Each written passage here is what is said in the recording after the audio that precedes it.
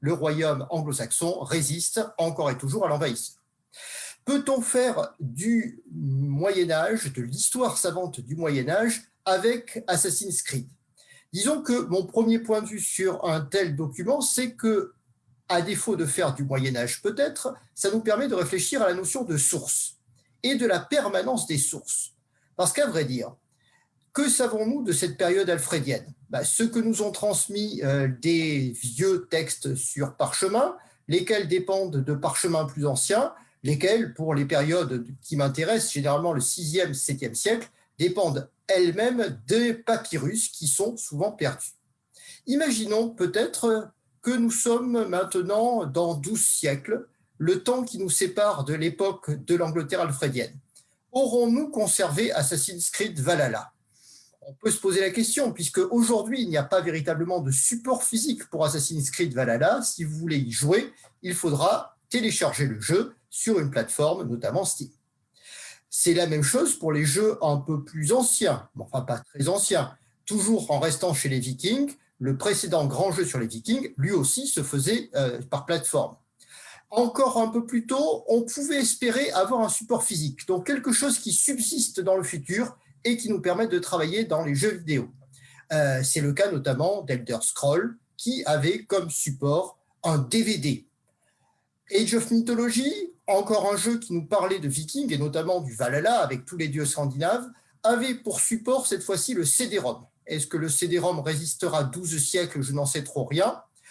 Il faut peut-être remonter encore plus haut pour arriver à des supports un peu plus résistants. Hammer of the God, qui est peut-être le meilleur jeu qui ait jamais été fait sur la période viking, avec une cartographie, certes en gros pixels, mais d'une extrême précision des installations vikings, avec une belle réflexion, était encore sur du CD-ROM. Si l'on remonte dans le temps, on atteint pratiquement la préhistoire de l'informatique avec la disquette 3 pouces 5. Les plus jeunes d'entre nous ne l'ont pas connue, mais la disquette que l'on glissait dans son ordinateur était la porte d'entrée vers le monde ludique. Remontons encore plus haut, on est à la proto-histoire pratiquement, l'époque des cassettes. Oui, avant les disquettes, on a utilisé des cassettes. Il fallait pratiquement 1 heure de lecture de la cassette avant que le jeu, parfois, veuille bien se lancer. Et on pouvait déjà jouer aux Vikings, puisque au début des années 1980, parmi les tout premiers jeux diffusés sur les premières plateformes, il y avait des Vikings. Encore plus haut dans le temps, nous atteignons la disquette 5 pouces 1 quart. Alors là, c'est pratiquement l'âge de pierre de l'informatique, mais déjà les Vikings étaient là et déjà le Moyen-Âge intervenait. Si on remonte un peu plus haut, là, on quitte carrément l'histoire humaine puisqu'on atteint le domaine du papier. La fin des années 70 et les années 80 ont vu énormément de jeux sur le Moyen-Âge, mais eux étaient sur un support qui est un support qui peut-être survivra beaucoup mieux. Ça ressemble finalement beaucoup plus au Moyen-Âge, avec ces supports souples mais extrêmement résistants que sont le parchemin, le papier ou la pierre runique. À vrai dire, si on remonte encore plus haut dans le temps, on tombe sur l'archéologie, tout simplement. L'archéologie qui nous apprendra que, effectivement, Assassin's Creed Valhalla se fonde bien sur une réalité historique. Il y a bien eu des Vikings en Angleterre. Dans le milieu du IXe siècle, ils ont monté ce qu'on a appelé la Grande Armée païenne, localisée par les textes. Ces textes sont confirmés par l'archéologie, et notamment en 872, la Grande Armée des Vikings a passé l'hiver sur le site de Torskay, dans le Lincolnshire. Et qu'ont fait les Vikings? Eh bien, ils ont joué. On a retrouvé dans le camp viking des outils, quelques armes, un peu d'argent monnayé, mais surtout énormément de jeux. Les Vikings, comme nous, pendant les confinements, alors pour eux c'est les phases d'hivernage, s'ennuient à mourir et donc jouent au Nefatalf. Le Nefatalf étant le jeu à la mode du IXe siècle, un jeu qui, par certains côtés, rappelle les échecs. Du jeu médiéval que nous avons conservé au jeu médiévaliste du type Assassin's Creed, la distance est à la fois considérable et faible. On est dans 2 pratiques ludiques qui ont existé, ce qui veut dire que la pratique du jeu est une des grandes constantes de l'histoire humaine, toutes civilisations confondues, et en même temps, il y a cette distance considérable qui fait que les Vikings jouaient à un jeu qui représentait leur propre bande armée, et que Assassin's Creed joue un jeu qui rappelle plus notre monde à nous. Et c'est là qu'on entre dans le médiévalisme. Le médiévalisme, c'est un domaine qui est de plus en plus exploré par les spécialistes.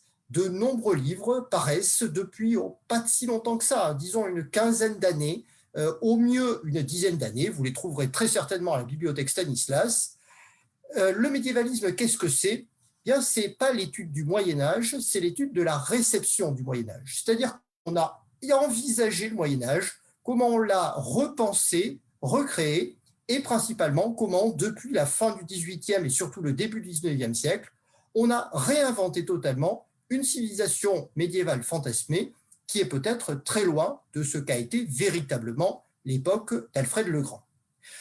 Les spécialistes parlent surtout de projection, c'est-à-dire que l'on représente ce Moyen-Âge comme étant présent encore aujourd'hui, en lien très fort avec les besoins de l'heure actuelle. Il peut donc exister, selon les besoins qui sont toujours changeants, des Moyen-Âges changeants qui vont être idéalisés, des Moyen-Âges qui correspondent aux besoins du moment d'aujourd'hui. Qu'est-ce que c'est que le médiévalisme ? Que l'on soit dans un jeu vidéo ou non, c'est donc le produit du présent. Ça ne veut pas dire qu'on ne parle pas de Moyen-Âge, mais on parle du Moyen-Âge avec le regard que nous avons d'hommes du XXIe siècle. Bon, disons-le honnêtement, c'est aussi le cas des études médiévales que l'on mène à l'université. On ne travaille pas sur le Moyen-Âge aujourd'hui en 2021 comme on pouvait travailler sur le Moyen-Âge au XIXe siècle. Ça ne veut pas dire que Michelet ne faisait pas une histoire du Moyen-Âge, ça ne veut pas dire que nous ne faisons pas une histoire du Moyen-Âge, mais c'est toujours le présent qui interroge le passé. Il y a donc des points communs quand même entre médiévalisme et histoire médiévale. Alors évidemment, le médiévalisme ne vise pas directement à l'historicité. Les concepteurs d'Assassin's Creed Valhalla n'ont jamais envisagé que les héros, hommes ou femmes, que vous pouvez incarner pour Assassin's Creed Valhalla aient jamais existé. Il y a donc une différence forte avec l'histoire, puisque l'histoire vise à reconstituer un passé qui est un passé réel. Mais les différences sont-elles si fortes ? Les publics se ressemblent un peu. Les universitaires ont parfois joué aux jeux vidéo, sont prudemment arrêtés, généralement vers 20 ans, lorsqu'ils ont pris des livres savants, mais enfin quand même, ils ont joué. Ce qui veut dire qu'il y a un public qui se pose. Simplement pour le médiévalisme, le public est largement plus vaste que ne peut l'être le public de l'histoire médiévale, et notamment de l'histoire universitaire, où les tirages, certes conséquents de nos livres, ne dépassent quand même que rarement quelques milliers d'exemplaires. Dernier point peut-être de nuance, on est dans un domaine de l'imaginaire. Ça ne veut pas dire forcément que l'histoire médiévale n'explore pas l'imaginaire, mais l'explore d'une autre façon. Alors ça ne veut pas dire que l'imaginaire ne soit pas une discipline légitime. Pourquoi ? Bien parce que nos gens du Haut Moyen-Âge, de l'époque d'Alfred le Grand, eux aussi rêvaient de personnages qui n'avaient jamais existé. Le best-seller de l'Angleterre anglo-saxonne, c'est le Beowulf, une épopée qui raconte une histoire de monstres, de dragons, d'elfes, qui n'ont bien entendu aucune historicité, mais qui correspondent aux horizons d'attente ludiques d'une certaine façon de tout un public qui a vécu entre le 8e et le 10e siècle. Cette idée que l'imaginaire ait pu exister, c'est toute la thèse développée en 1936 par le grand spécialiste du Beowulf, un certain J.R.R. Tolkien, qui allait mener plus tard une carrière fort différente. Explorer les mondes qui n'existent pas ou les attentes qui ne correspondent pas à une actualisation, c'est aussi un des travaux de l'histoire savante, notamment de l'histoire universitaire française. La grande thèse développée par Marc Bloch sur les rois thaumaturges explore la capacité des rois de France à faire des miracles. De notre point de vue, le miracle n'existe pas, mais l'attente est tellement forte qu'elle a baigné plus d'un millénaire d'histoire de la monarchie française. Autant dire que cet imaginaire, qui n'est pas ludique ici, mais qui est quand même un monde de l'imaginaire, mérite l'attention. Donc le médiévalisme, finalement, entre dans l'histoire petit à petit, par la petite porte généralement, par des historiens qui font quelques notices, quelques notules, remarquant que ces mythes-là continuent d'exister au XXe siècle. C'est le cas notamment de Jacques Le Goff qui, explorant le personnage de Mélusine, constate, sur un ton amusé, que le personnage de Mélusine continue d'être utilisé aujourd'hui par ce qu'il commence à appeler la fantaisie. Aujourd'hui, on va plutôt parler de mémoire culturelle pour ce Moyen-Âge qui a été réinventé. Le médiévalisme est une façon de repenser le Moyen-Âge sans lien avec la mémoire réelle. Ni vous ni moi n'avons des parents, des grands-parents ou des gens que nous avons rencontrés qui sont capables de nous parler du Moyen-Âge. Mais parce que nous avons toute une somme de stéréotypes créés par notre propre culture occidentale, une culture qui n'est pas si ancienne que ça, qui date essentiellement du 19e et 20e siècle, nous sommes capables de reconnaître, sans la moindre difficulté, un personnage du Moyen Âge. Ce médiévalisme est-il soluble facilement dans le jeu vidéo? Eh bien oui, sans la moindre hésitation, parce que depuis les origines, depuis disons le début des années 1980, quand les jeux commencent à se diffuser, les jeux médiévaux représentent environ 20 à 30% de la production vidéoludique. Alors pourquoi cette capacité aussi forte à mélanger un Moyen-Âge lointain avec une période et avec une technologie extrêmement récente? Alors il y a plusieurs réponses et je ne vais pas vous donner une réponse qui me semble la bonne parce que je pense que toutes les réponses sont valables.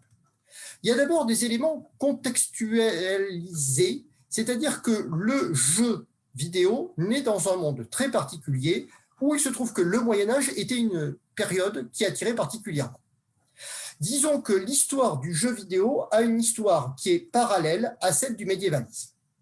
Puisque le jeu de plateau, qui est quand même l'ancêtre du jeu vidéo par de nombreux plans, naît sous une forme moderne, essentiellement vers le milieu des années 1810, un peu au même moment où le médiévalisme voit aussi son acte de naissance chez les anglo-saxons.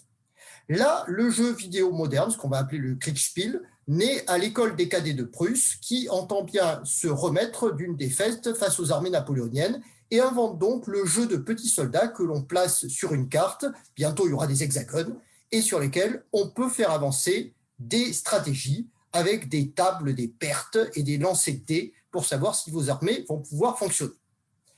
Petit à petit, dans le courant du XXe siècle, ce Kriegspiel s'adapte à des environnements médiévaux de plus en plus aboutis, parvenant à un degré de réalisme extrêmement fort au milieu des années 1960. Évidemment, c'est l'époque aussi où, de notre point de vue, ce Kriegspiel grandiose connaît son aboutissement le plus extrême, mais dans un environnement qui n'est pas médiéval. C'est le célèbre Campaign for North Africa, un jeu d'une telle complexité qu'il semble qu'aucun joueur n'ait jamais réussi à mener le premier tour de jeu. C'est plus une démonstration de compétence des concepteurs avec un degré de complexité et de réalisme ultime que véritablement un jeu. Je vous rappelle que c'est le seul jeu, à ma connaissance, où il faut prévoir le ravitaillement en eau des soldats italiens parce qu'ils consomment plus d'eau que les Anglais, puisqu'il faut qu'ils fassent cuire leur macaroni, comme tout le monde le sait. Disons que pour atteindre ce degré de réalisme dans la reconstitution des environnements médiévaux, le papier ne suffira pas. Et on comprend très bien que dès que les plateformes informatiques, et notamment lorsque les capacités de calcul permettent de réaliser du Kriegspiel, on est un développement très important du Kriegspiel médiéval, notamment avec des jeux aussi importants que Age of Empires. Revenons quand même au moment où le Kriegspiel se développe. Dans les années 1960-70, ce n'est pas vraiment un jeu, le Kriegspiel. C'est avant tout un moyen de penser la stratégie militaire. C'est appris à West Point et s'est développé notamment pendant la guerre du Vietnam. À ce moment-là, les jeunes joueurs rêvent de retrouver des jeux qui soient plus simples, plus ludiques, et les jeunes joueurs, pour un certain nombre, essaient également d'échapper à la guerre du Vietnam quand ils sont américains. On va donc essayer de retrouver les voies d'une culture ludique qui évite de représenter des chars et des avions, mais pourquoi pas qui représenterait des choses qui ne correspondent pas à la pratique de la guerre des années 60-70, pourquoi pas des chevaliers et des dragons. Autre idée, c'est que les jeux du type Campaign for North Africa sont tellement complexes, avec tellement d'unités que plus personne n'arrive à y jouer. Donc on se dit que finalement, au lieu de représenter une armée de chevaliers, peut-être une dizaine de chevaliers suffiront, un ou deux petits dragons, et pourquoi pas un seul chevalier.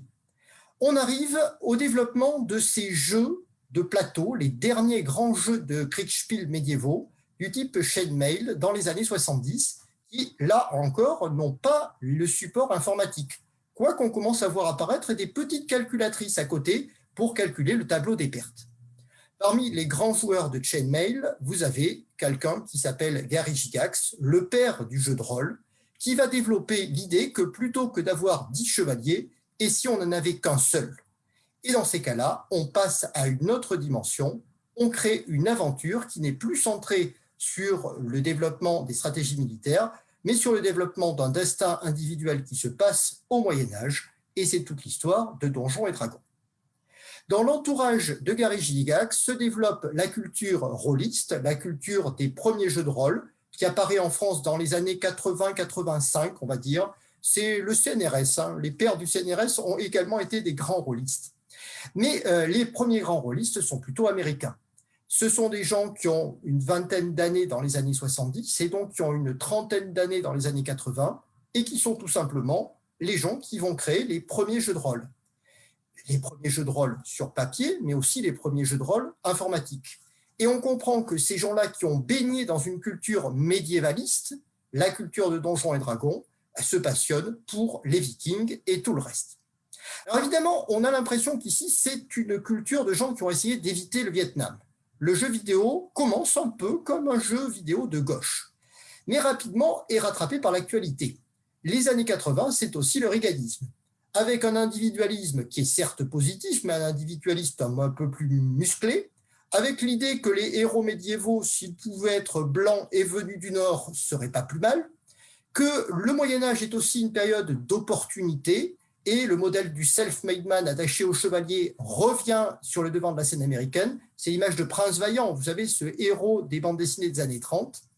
On a également une culture de la virilité. On n'a pas besoin de héros qui en aient beaucoup dans la cervelle, mais si possible beaucoup dans les muscles, et qui soient capables de régénérer la culture occidentale. En cinéma, évidemment, ça produit des résultats peut-être contestables, mais en tout cas superbes, comme le Conan de Milius. Et très rapidement, le jeu vidéo se nourrit également de cette culture, avec des adaptations d'un machisme assez effroyable aujourd'hui de Conan le Barbare, parmi les tout premiers jeux vidéo médiévaux, représentant le triomphe du mâle occidental blanc sur toutes les autres formes de virilité, pour essayer de montrer la domination sur la femme, ce qui est sans doute le plus important. Contextualiser le jeu vidéo nous amène donc à penser que, en gros, c'est une civilisation qui, par refus de trop voir de chars et d'avions, s'est concentrée sur les chevaliers, s'est lancée dans l'exploration des mondes médiévaux. Il y a d'autres possibilités pour voir le métissage entre le jeu vidéo et le médiévalisme. C'est l'approche typologique. Simplement regarder quelles sont les branches principales des jeux vidéo qui existent encore aujourd'hui. Sans surprise, je dirais le jeu vidéo le plus répandu est le jeu médiéval de fantasy. Qu'il s'agisse d'heroic fantasy, de low fantasy, de sword and sorcery, vous avez la fantasy qui domine. Alors la fantasy, c'est une autre histoire. Une histoire qui commence au même moment, globalement. Au XIXe siècle, dans les mêmes élites, les élites anglo-saxonnes, qui vont créer un genre littéraire nouveau à partir de racines qui sont bien existantes. Bon, je rappelle, la fantasy, ça naît de la rencontre entre la Bible, la lecture du Beowulf, le roman historique anglais, le roman gothique et la culture western. Or, ces 5 racines de la fantasy sont toujours très vivantes dans les jeux vidéo actuels. Pensez à la Bible, l'affrontement du bien et du mal, les anges et les démons, pour tous les joueurs de Heroes of Might and Magic ou de la série Might and Magic. L'opposition entre des créatures à ailes et des créatures à cornes constitue la base d'absolument tous les épisodes. Le Beowulf sera adapté à de très nombreuses reprises en jeux vidéo, soit sous une forme directe, quelque peu machiste, là encore, je l'avoue, avec Beowulf de 2007, soit sous la forme de références beaucoup plus indirectes, avec l'histoire du Beowulf qui est réexplorée, des créatures souterraines, maudites, qui détruisent petit à petit un clan, notamment avec une belle réalisation française qui est le Ars Fatalis de 2002. Le roman historique anglais, sans surprise, baigne les environnements vidéoludiques parce que ça fait partie d'une culture anglaise qui constitue aussi, disons, la culture du public attendu des premiers jeux vidéo. Ivanhoé, Robin des Bois, tous les grands personnages de l'histoire anglaise auront une place considérable, et notamment Richard Cœur de Lion. Le roman gothique, qui était une des racines de la fantasy, il est toujours vivant dans le jeu vidéo, avec des monstres, des ambiances sombres, de la sorcellerie, de la torture, des revenants qui n'arrêtent pas de revenir d'une certaine façon, puisque au fil des épisodes, on combat toujours les mêmes monstres. Cela remonte au premier roman gothique, au château d'Otrante de la fin du XVIIIe siècle ou au Frankenstein de Shelley, et cela s'incarne dans différents jeux. Les plus jeunes d'entre nous connaîtront plutôt Demon's Souls, les plus anciens se souviendront avec émotion de la série Diablo. Dernier élément de la fantasy, c'était la culture western qui a priori n'était pas soluble dans la fantasy, mais qui l'a été pour une raison particulière, c'est l'écriture d'un roman à succès, le Connecticut Yankee à la cour du roi Arthur de Mark Twain, avec un brave anglais de la fin du XIXe siècle qui se retrouve projeté dans le monde arthurien et qui essaie de régénérer ce monde arthurien en apportant les bienfaits du machinisme et du capitalisme. Ce point de contact, ce jeu de l'anachronisme que l'on retrouvera également dans Assassin's Creed, va être un des points importants de la construction de toute une partie de la fantasy qui va jouer sur l'image arthurienne et qui va surinvestir sur le Graal, les Lancelot, la Table Ronde et tous ces personnages qui pourront avoir une postérité considérable. La fantasy connaît une première époque faste, c'est l'époque des années 1930-1950, marquée par celui qui est peut-être le vrai père de la fantasy, qui est Robert Howard, personnage torturé à qui on droit Conan le barbare, qui lui aussi va être très régulièrement adapté en jeu vidéo, soit sous une forme de jeu d'arcade dans les années 80, soit sous des formes plus complexes, incluant du RPG dans les années 2000 et 2010. Les deux autres pères de la fantasy sont beaucoup plus connus, c'est Tolkien et Lewis, là encore, qui apportent beaucoup à la fantasy. Peu Lewis d'une certaine façon, parce que sa fantaisie extraordinairement christianisée n'est pas forcément la plus adaptable en jeu vidéo, mais assurément Tolkien, puisque tout son univers, tout son bestiaire, l'ensemble de ses thèmes vont se retrouver abondamment dans le monde du jeu vidéo.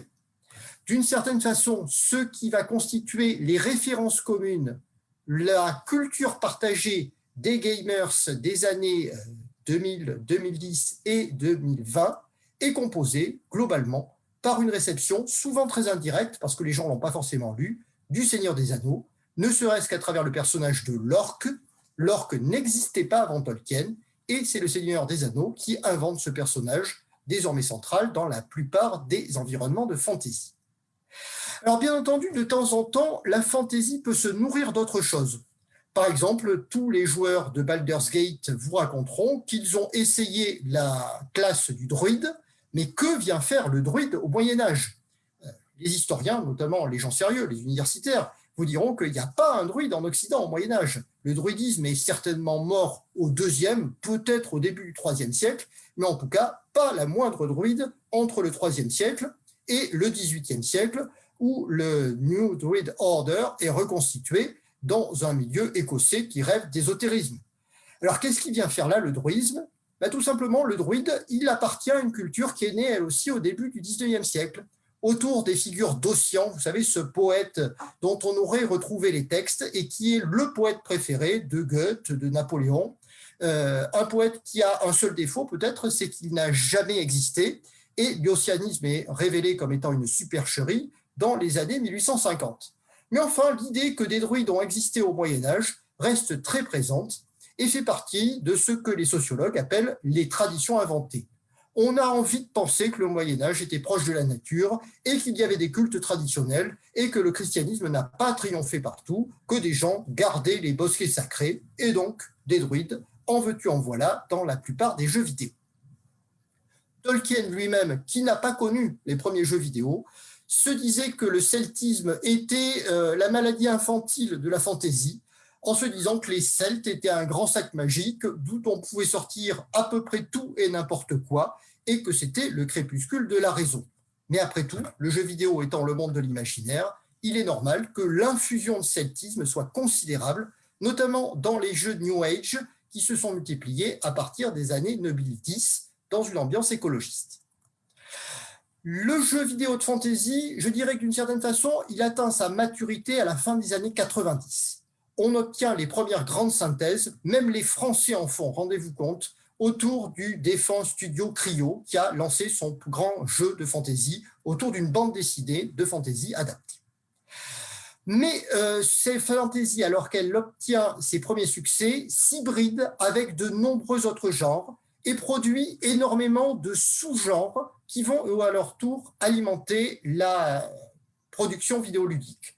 Que ça soit le néo-gothique, que ça soit peut-être le thème le plus important que l'on va retrouver aujourd'hui, le réalisme fantastique, c'est-à-dire une volonté de retrouver un Moyen-Âge dont on sait qu'il n'a pas existé, mais avec une perfection dans la reconstitution qui fait que mécaniquement, artistiquement, il est cohérent. C'est John Howe, l'illustrateur de Tolkien, qui crée cette branche de l'esthétique médiévaliste avec ses splendides armures parfaitement cohérentes et parfaitement portables, si vous êtes un centaure, bien entendu. Ce soin du réalisme extrême dans la reconstitution, et c'est ce qui va animer les grands jeux des années 2010, quand les machines sont cette fois-ci adaptées à la réalisation et permettent ce niveau de détail parce que le nombre de polygones est désormais suffisant, et Skyrim en est sans doute la plus belle illustration au prix des stéréotypes, puisque les casques gardent des cornes, il faut tout de même bien vendre. Après les années 2000, on voit quand même le jeu vidéo entrer dans une phase post-coloniale. Postcolonialisme, pourquoi? Parce que jusqu'aux années 2000, en gros, il y a les gentils, il y a les méchants. Le bien affronte éternellement le mal. Les races sont extrêmement stéréotypées et orientées. Un elfe est gentil, un orc est méchant. Les couleurs correspondent aux codes anciens et notamment aux codes de l'esthétique héraldique. Un homme en blanc sera généralement gentil, un homme avec des couleurs bariolées sera généralement méchant.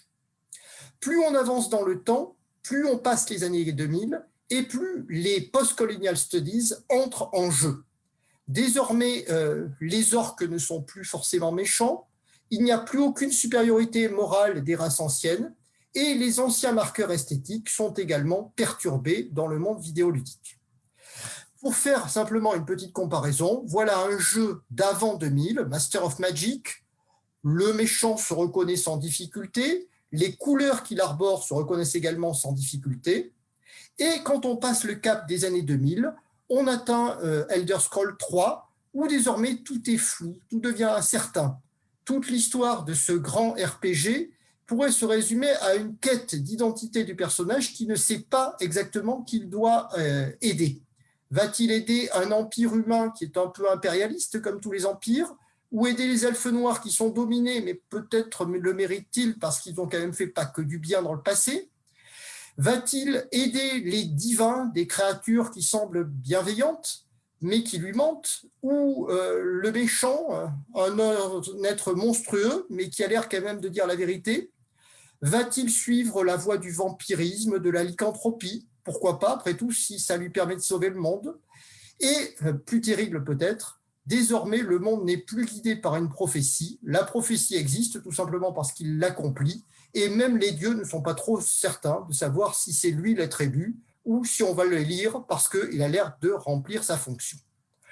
Le nouveau roman est passé par là. Le jeu vidéo entre dans une ère du soupçon.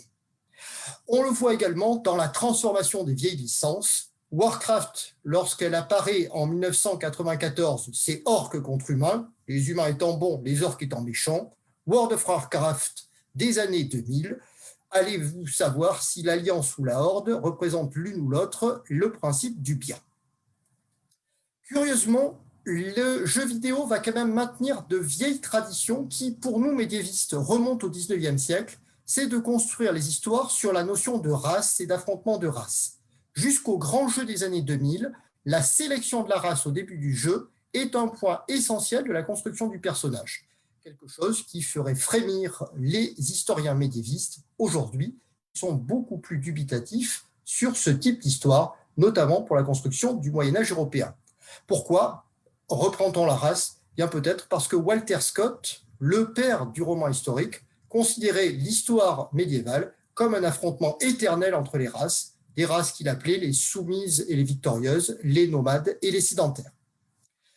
On comprend aussi que le jeu reste quand même plutôt anglo-saxon, européen, américain, mais en tout cas, la désanglo-saxonisation sera assez difficile et assez tardive. L'ouverture du jeu vidéo de Moyen-Âge occidental à l'Europe centrale ne date guère que des années 2007 avec The Witcher, et son ouverture très timide et pas forcément extrêmement réussie aux cultures d'Extrême-Orient ne datera que des adaptations de World of Warcraft qui visent à étendre le public. Je passe peut-être plus vite sur la simulation historique qui est le deuxième pan. Là, on a une recherche de réalisme dès nos origines, avec une reprise du Kriegspiel dans Defender of the Crown de 1986, avec petit à petit de la micro-gestion de seigneurie avec Lord of the Realm, avec bien entendu des tentatives de métissage des genres, comme Age of Empires, voire des tentatives de reprendre le point essentiel du Moyen-Âge, qui est quand même le rempart et le chevalier, dans des grands jeux comme Stronghold. La question, évidemment, dans tous ces jeux est de savoir où est le réalisme. Qu'est-ce que l'on va appeler réalisme dans ces jeux qui prétendent reconstituer le Moyen-Âge, à la différence de la fantasy? Est-ce que Assassin's Creed est réaliste? Oui, dans la reconstitution d'architecture. Non, évidemment, dans la reconstitution de l'histoire, puisqu'elle est alternative. Vous avez une possibilité aussi d'essayer de reconstituer un moment particulier. Kingdom Come Deliverance essaie de reconstituer la bohème du XVe siècle avec un niveau de reconstitution quasi cinématographique. Mais évidemment, c'est un moment très particulier de la bohème du XVe siècle et une crise de succession très particulière. Vous avez aussi la possibilité de reconstituer la tactique médiévale, magnifique reconstitution de la bataille d'Hastings qui a fait frémir tous les joueurs de Medieval Total War 2, 1 déjà, mais c'était beaucoup moins bien. Avec le problème toujours, c'est que la vente du jeu impose quand même un certain casting. Un viking sans corte ne se vend pas, et donc parfois les concepteurs sont obligés de trahir le réalisme pour revenir quand même aux stéréotypes. Les uchronies constituent également un des pendants importants de ces simulations médiévales, avec bien entendu Civilisation qui permet de reconstituer un certain nombre de mondes. Dans l'Uchronie se posera la question de savoir où vous mettez la focale. C'est quoi votre Moyen-Âge? Est-ce que vous vous concentrez sur le destin d'un individu au Moyen-Âge? Dans ces cas-là, jouez à Mountain Blade, reconstituer la vie d'un mercenaire qui pourrait être un membre des compagnies d'écorcheurs des 14e, 15e siècles. Est-ce que vous allez considérer que le Moyen-Âge, c'est l'histoire d'un groupe? Là, vous vous approchez beaucoup plus de l'histoire des annales. Ça fera plaisir aux historiens, enfin plutôt aux historiens de la génération avant moi. Dans ces cas-là, vous pouvez jouer à War of Clan, où vous reconstituez l'histoire d'un village beaucoup plus que celle d'un dirigeant. Mais l'histoire du dirigeant elle-même mérite l'intérêt. Le dirigeant ou toute la classe dirigeante. Dans ces cas-là, vous pouvez vous lancer pour plus de 100 heures de jeu dans Crusader Kings 2, où le dirigeant peut tout gérer, puisqu'il va gérer aussi bien les relations vassaliques que la diffusion de sa culture matérielle, l'urbanisme de son comté que ses guerres, et également travailler à l'éducation de ses enfants, et voire même essayer de trouver des postes dans le clergé pour ces bâtards. Vous êtes pratiquement dans une reconstitution totale de l'élite médiévale, avec un degré de précision qui fait que vous avez parfois l'impression de jouer sur une plateforme Excel, puisque ce n'est pas très ludique, il faut bien l'avouer, et la moindre erreur est immédiatement sanctionnée. C'est un jeu dont le réalisme est à la fois punitif, vous devez vraiment vous comporter comme au Moyen-Âge, et trompeur, puisque tout en prétendant reconstituer un Moyen-Âge parfait, et par certains côtés, il est parfait, toutes les familles vicomtales ont été reconstituées jusqu'au niveau du XIe siècle, ce qui est quand même un succès extraordinaire des Suédois de Paradox. En même temps, vous avez des choses qui ne vont pas. Les frontières ne sont pas des marches, ce sont des lignes. On sait que ça n'existe pas vraiment au Moyen-Âge, la frontière linéaire. L'issue des batailles est prévisible. Si vous avez plus de troupes, généralement, vous gagnez. Ce n'est pas forcément le cas au Moyen-Âge. Et dernier point, peut-être, vos choix militaires sont totalement amoraux. Il est très bien d'épouser une comtesse pour ensuite l'assassiner et pour essayer de récupérer son comté, ce qui, paradoxalement, ne se fait pas au Moyen-Âge. Donc, on a surestimé l'aspect moyenâgeux du Moyen-Âge, qui, lui, est plutôt médiéval. Vous pouvez également vous concentrer sur le groupe religieux. Alors là, c'est un peu plus rare parce que ça pose des problèmes de vente. Et Civilisation 4 avait, en son temps, fait une petite remarque pour expliquer que, bon, certes, on allait parler de religion, mais que c'est avant tout un jeu et qu'il ne faudrait pas leur demander trop pourquoi l'islam a telle ou telle caractéristique dans le jeu. Se pose aussi le problème, très net depuis une vingtaine d'années, de savoir si les femmes ont leur place dans le jeu de rôle médiévaliste. Est-ce que vous pouvez les inclure? Mais comment les inclure? Est-ce que vous focalisez tous sur le personnage féminin? Et les personnages féminins sur lesquels on est documenté pour le Moyen-Âge ne sont pas si nombreux. Alors, il va y avoir des jeux sur Jeanne d'Arc. Et de fait, il y a beaucoup de jeux sur Jeanne d'Arc. Est-ce que vous allez considérer qu'un homme ou une femme, c'est exactement la même chose? C'est le point de vue de la licence Donjons et Dragons, qui est encore actif, espérons-le, pour un Baldur's Gate 3 qui va bientôt sortir.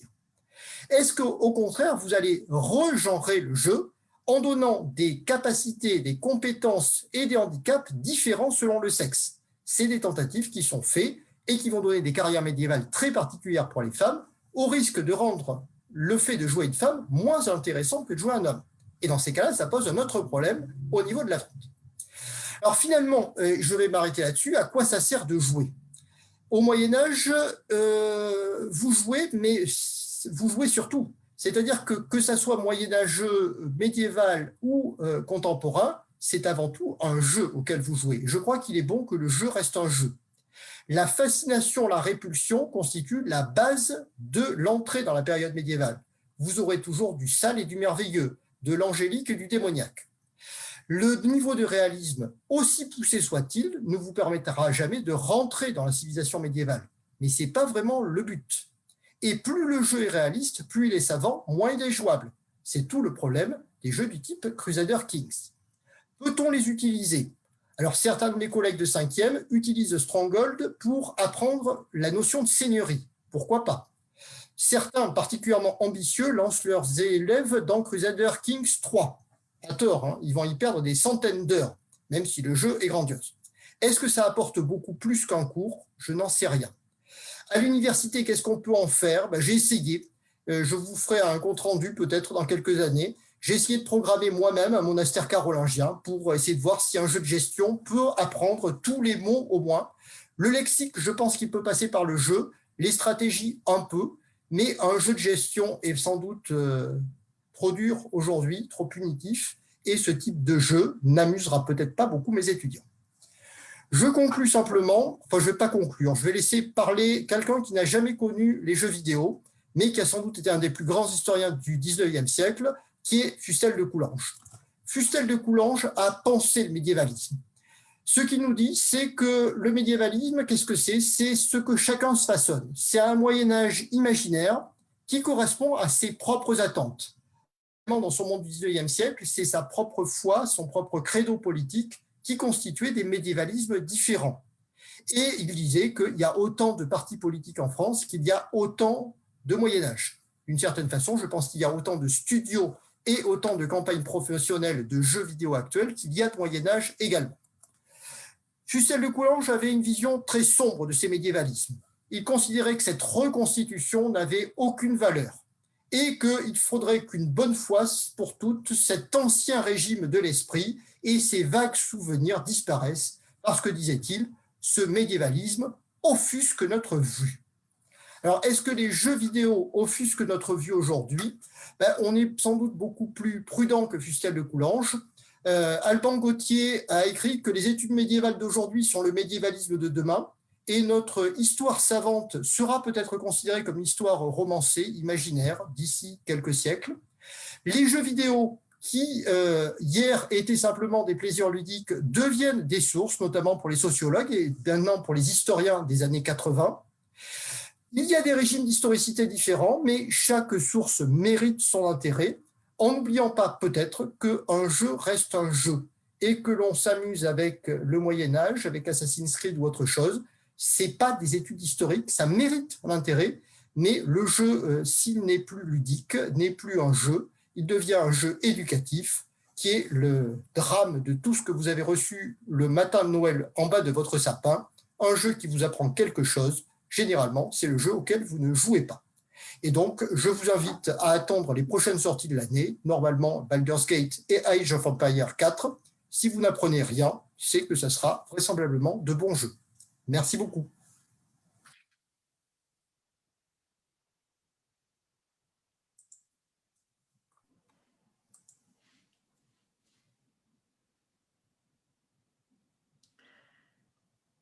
Merci beaucoup, Monsieur Dumézil.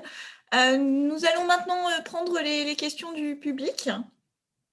Donc, vous pouvez poser vos questions, donc, soit sur le live de Facebook, si vous êtes sur Facebook, soit dans la discussion Zoom, avec le petit bouton discussion. Si vous êtes dans Zoom, n'hésitez pas. Et nous transmettrons donc à l'oral vos questions.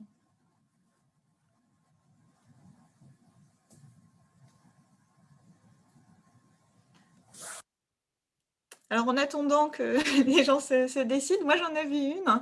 Je me souviens, quand je faisais mes études d'histoire, on était tous à peu près arrivés à l'histoire avec soit par des séries télévisées, soit des films, des romans historiques.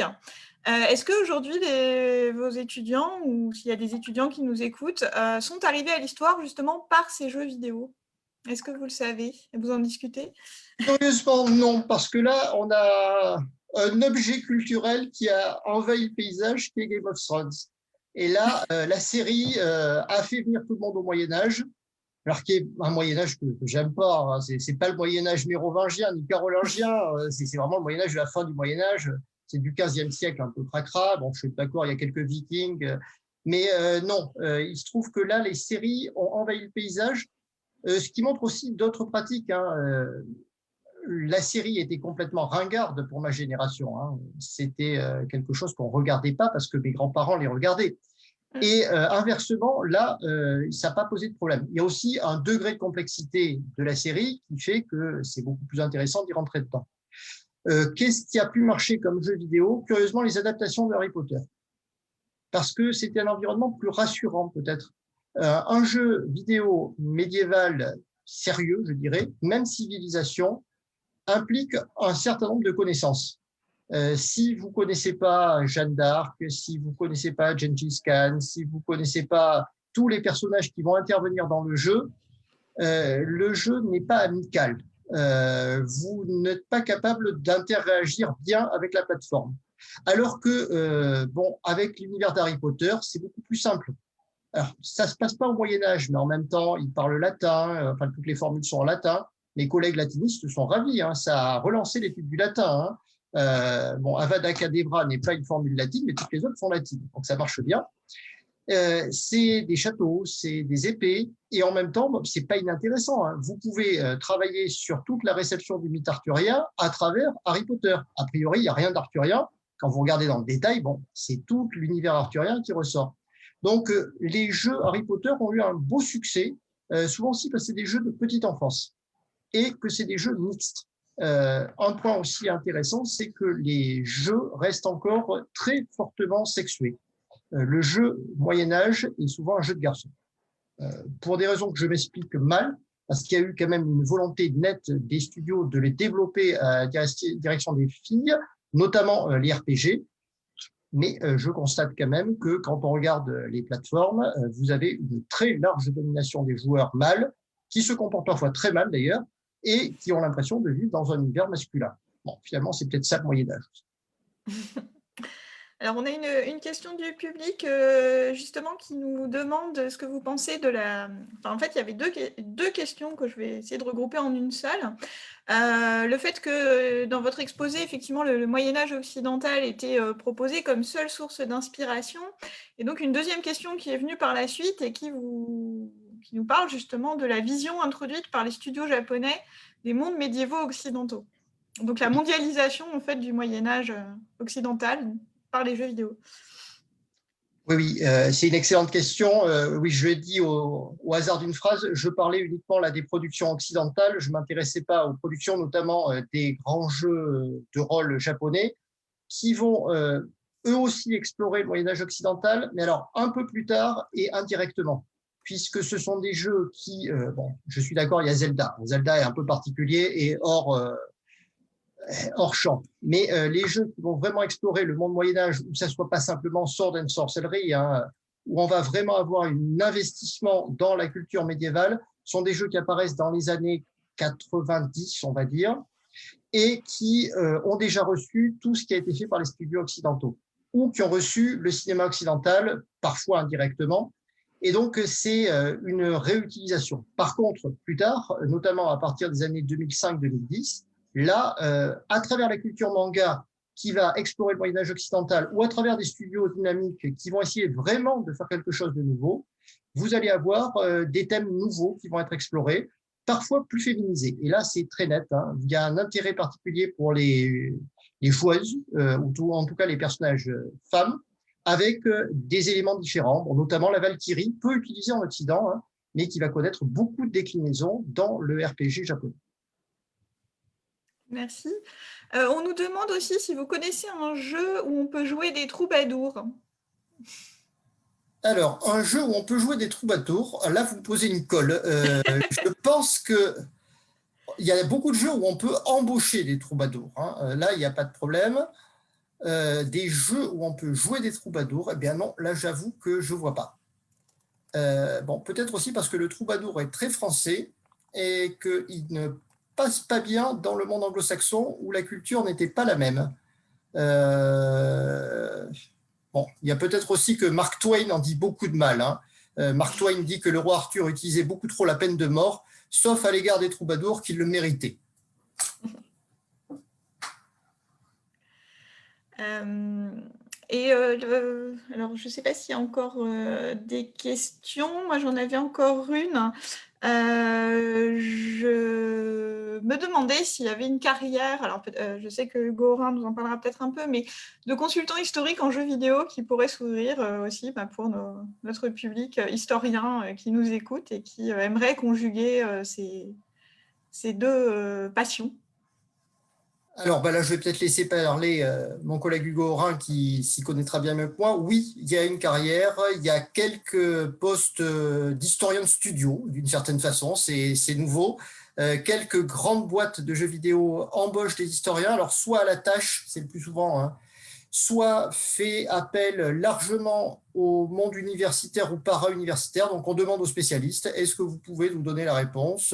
Est-ce que vous pouvez nous donner la liste des villes à tel endroit? Est-ce que vous pouvez nous reconstituer telle langue? Alors, parfois, les questions sont délirantes de notre point de vue, mais elles ne sont pas inintéressantes. Souvent, on dit non, mais on peut essayer de vous inventer quelque chose, mais ça sera de l'imaginaire. Hein. La carrière, elle est quand même assez bouchée. Hein, quand même. Il y a quelques postes, mais ils ne sont pas très nombreux. Par contre, un certain nombre de grandes entreprises de jeux vidéo financent des chaires, comme on l'évoquait. Donc, pour des post-doctorats, voire même pour des postes de titulaires, vous pouvez avoir un grand jeu vidéo qui vous soutient, une grande entreprise de jeux vidéo qui vous soutient. Bon, c'est plus encore, disons, l'opportunité, la chance de se retrouver au bon endroit au bon moment qui vous permet de participer. Je ne pense pas qu'il y ait de carrière, encore qu'il y ait quelques formations qui intègrent les médias et l'histoire. Vous avez des masters médias-histoire qui existent. Merci beaucoup. Est-ce qu'il y aurait une dernière question pour Bruno Dumézil ? Pouvons-nous dire que nous avons des reconstructions de villes réalistes généralement, ou bien elles sont imaginées dans le jeu vidéo médiévaliste? Bon, pour une large part, elles sont imaginées parce que nous-mêmes ne sommes pas capables de reconstituer une ville. Moi, j'ai le souvenir d'une grande discussion avec un dessinateur de bande dessinée. Il me dit, bon, bah, là, ça se passe à Marseille. Tu me dis à quoi ça ressemble Marseille? Je ne sais pas du tout à quoi ça ressemble Marseille. Alors, en bout de course, on a mis des bateaux devant, parce que les bateaux, je sais à quoi ils ressemblent, on a les épaves, et ça cache un peu la ville. Le problème, c'est qu'avoir une reconstitution trop précise pour des périodes hautes, hein, je ne parle pas pour l'époque moderne ou pour le début de l'époque contemporaine, où là, on a des masses de documents qui soient considérables. Mais reconstituer Byzance, reconstituer la Rome du IVe siècle, c'est des hypothèses, c'est-à-dire que vous avez les fondations, mais vous ne savez pas du tout ce qu'il y avait en élévation. Vous avez quelques documents iconographiques, mais ils sont toujours trop beaux, ou au contraire trop laids. Et donc, en fait, vous ne savez pas exactement ce qu'était la ville. Donc, le jeu fait comme ce que font les archéologues aujourd'hui, hein, qui proposent des hypothèses de reconstitution. Alors, le jeu est parfois trompeur, notamment quand il est très beau, parce qu'il vous donne quelque chose qui semble être la vérité. Quand vous vous promenez dans la Florence de la Renaissance avec les héros d'Assassin's Creed, vous avez l'impression que vous y êtes. Le problème, c'est que c'est une impression. On ne sait pas si c'était plus sale, moins sale, si tel palais était déjà présent, n'était pas présent. Donc, méfiance, hein, quand même. Plus c'est réaliste, plus c'est trompeur. Mais c'est le problème de l'histoire. Plus vous rentrez dans le détail, plus vous avez des chances de vous tromper. Très bien, merci beaucoup. Il est à présent quasiment 21 heures. Donc, je vais repasser la parole à Sylvie Joie pour la suite de notre soirée. Merci beaucoup et merci beaucoup à Bruno Dumézil pour cet exposé vraiment passionnant. C'est un grand connaisseur et un grand praticien, vous l'aurez compris, à la fois de l'histoire médiévale, des jeux vidéo et des jeux de rôle qui ont aussi leur importance ici dans le parcours. On l'aura rappelé, il l'a évoqué très rapidement, mais c'est vrai que vous pouvez aussi voir dans l'histoire dessinée de la France, c'est lui qui a scénarisé le volume qui est sur les temps barbares et dans lesquels il utilise un petit peu justement l'image du jeu vidéo pour expliquer la justice du Moyen-Âge en termes de points, de situation. Donc, si vous voulez retrouver des éléments, hein, ou dans le dictionnaire des barbares qu'il a également dirigé, donc qui parle des barbares antiques et médiévaux, mais qui va aussi évoquer toute la culture populaire. Donc, vous allez retrouver Conan le barbare, l'évocation des bandes dessinées, des jeux vidéo qui évoquent les barbares dans ce dictionnaire. Et bon, même s'il n'y a pas de carrière, c'est vrai pour l'instant exactement, qui puisse conjoindre tout à fait les jeux vidéo et l'histoire, mais là c'est Hugo Aurin effectivement qui nous en parlera davantage. C'est vrai que les historiens dans leur pratique, hein, se tournent vers des pratiques qui peuvent être inspirées justement de la bande dessinée ou du jeu vidéo avec l'Uchronie, hein. Il y a un volume qui est sorti au seuil pour une histoire des possibles, effectivement, qu'est-ce qui se serait passé s'il ne s'était pas passé telle et telle chose.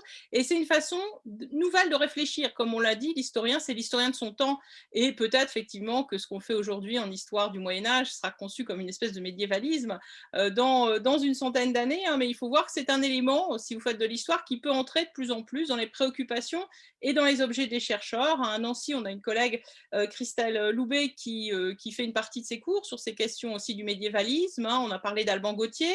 Actuellement, il y a un colloque en ligne, alors il faut s'y inscrire, mais il y a peut-être encore moyen à Poitiers, des collègues spécialistes du Moyen-Âge qui font un colloque sur le médiévalisme, hein, justement, à l'université de Poitiers, donc en ligne par force des choses, hein, mais donc c'est un thème de travail de plus en plus fort, et pas seulement pour la période médiévale, hein. Donc pour faire le lien entre nos deux intervenants, Bruno Dumézil avait fini sur Fustel des Coulanges, donc historien cher à nos cœurs, et qui avait parfois des visions effectivement un peu dures, des réflexions un peu dures sur l'usage du passé qui pouvait être fait. Dans effectivement le médiévalisme, dans la littérature du 19e siècle était extrêmement développée, aussi d'un point de vue politique. Il y a aussi toute une série on n'a pas parlé, c'est pas le sujet de la soirée, de débats, surtout aux États-Unis, sur l'usage du médiévalisme du point de vue politique, et on en a parlé de l'image qui est liée, que ce soit en termes de machisme, supériorité blanche, etc. Et donc Fussel de Coulanges, lui, pour ce qui concernait la Révolution française, dont on va parler maintenant, était aussi très perplexe sur la capacité qu'avait à mobiliser des concepts qui étaient anciens, qui appartenaient à vraiment une autre, alors le mot civilisation est toujours aussi problématique, hein, un autre temps, notamment les notions de liberté qui étaient réutilisées par les révolutionnaires. Pour lui, qui au départ était un spécialiste de l'Antiquité et de la cité antique, il lui semblait que c'était vraiment une faute la façon dont elle avait été utilisée, et que ça avait mené à toute une série de ce qui pouvait être considéré, de son point de vue, comme certaines dérives de la Révolution française. Donc c'est vrai que cette idée d'usage du passé, hein, qu'on peut en faire, que ce soit pour le jeu, les réflexions populaires, ou dans la façon dont on va mener sa politique, est évidemment extrêmement intéressant et lié à ce sujet qui peut paraître ludique, mais qui est de plus en plus suscite l'intérêt des historiens. Et donc j'enchaîne avec la deuxième communication, qui va être celle donc de Hugo Aurin, qui est enseignant d'histoire-géographie, mais qui est aussi doctorant. Donc il fait une thèse à l'université de Rennes 2 en co-tutelle avec l'Université de Québec à Trois-Rivières sur les représentations de la Révolution française dans les films, la télévision et les jeux vidéo, surtout depuis les années 2000, et qui a donc déjà beaucoup travaillé le sujet, fait des conférences et qui va nous parler aussi de sa propre expérience, effectivement, d'historien engagé dans ces types de projets liés aux jeux vidéo. Donc, on le remercie très chaleureusement d'avoir accepté de participer à cette soirée et je lui laisse la parole. Merci à vous, Hugo. Merci, bonsoir. Du coup, je suis content d'être ici et de pouvoir parler avec vous de jeux vidéo et d'histoire, notamment de Révolution française. On va essayer un exercice un petit peu étonnant. On va essayer de jouer à distance à un jeu. On va voir si ça fonctionne. Du coup, on va pouvoir essayer donc, pour le terme de souci de fluidité, on va essayer de retransmettre depuis. Donc, je vais passer par la chaîne Twitch pour la qualité de l'image, mais du coup, depuis le Zoom, en fait, vous allez avoir le partage de l'écran. Hugo, voilà. je, Oui. je me permets, pardon. J'ai partagé aussi sur la liste de discussion, enfin sur le fil de discussion, le lien vers votre chaîne Twitch pour que que les auditeurs puissent aussi éventuellement se connecter directement sur Twitch parce qu'effectivement, peut-être ça marchera mieux. Voilà. D'accord. Donc, je fais les modifs, je désactive vite fait, moi, pour qu'on voit quelque chose, et puis c'est parti. Voilà. Et c'est donc Claire qui partagera son écran sur Twitch. Hugo, si vous voulez. Ou à moins que vous voulez rester en partage d'écran sur Twitch. À voir. Ça peut peut-être être pareil. Désolée pour ce petit contretemps technique, mais on voulait optimiser un petit peu le rendu de l'image quand même avec le jeu. Donc, je vous laisse, Hugo. Alors, normalement, ça va arriver sur... Ça charge.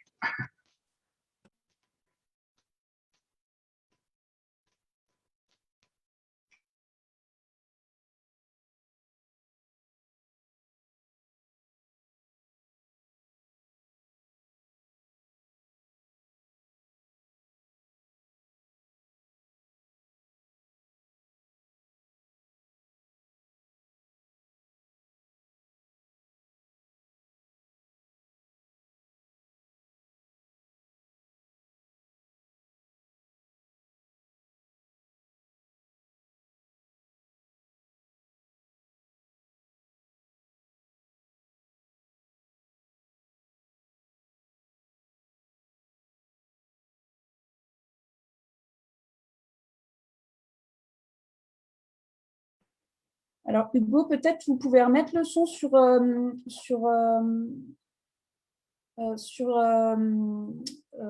Zoom pour qu'on puisse vous entendre si les auditeurs ne sont pas sur Twitch. Parce qu'en fait, on n'entend pas le son. Est-ce que c'est bon? Ah, voilà, c'est bien, parfait. Parfait. Donc, toute une installation aussi qui questionne la pratique de l'historien, qui doit s'adapter peut-être. Du coup, normalement, tout le monde voit bien. Parfait, le jeu.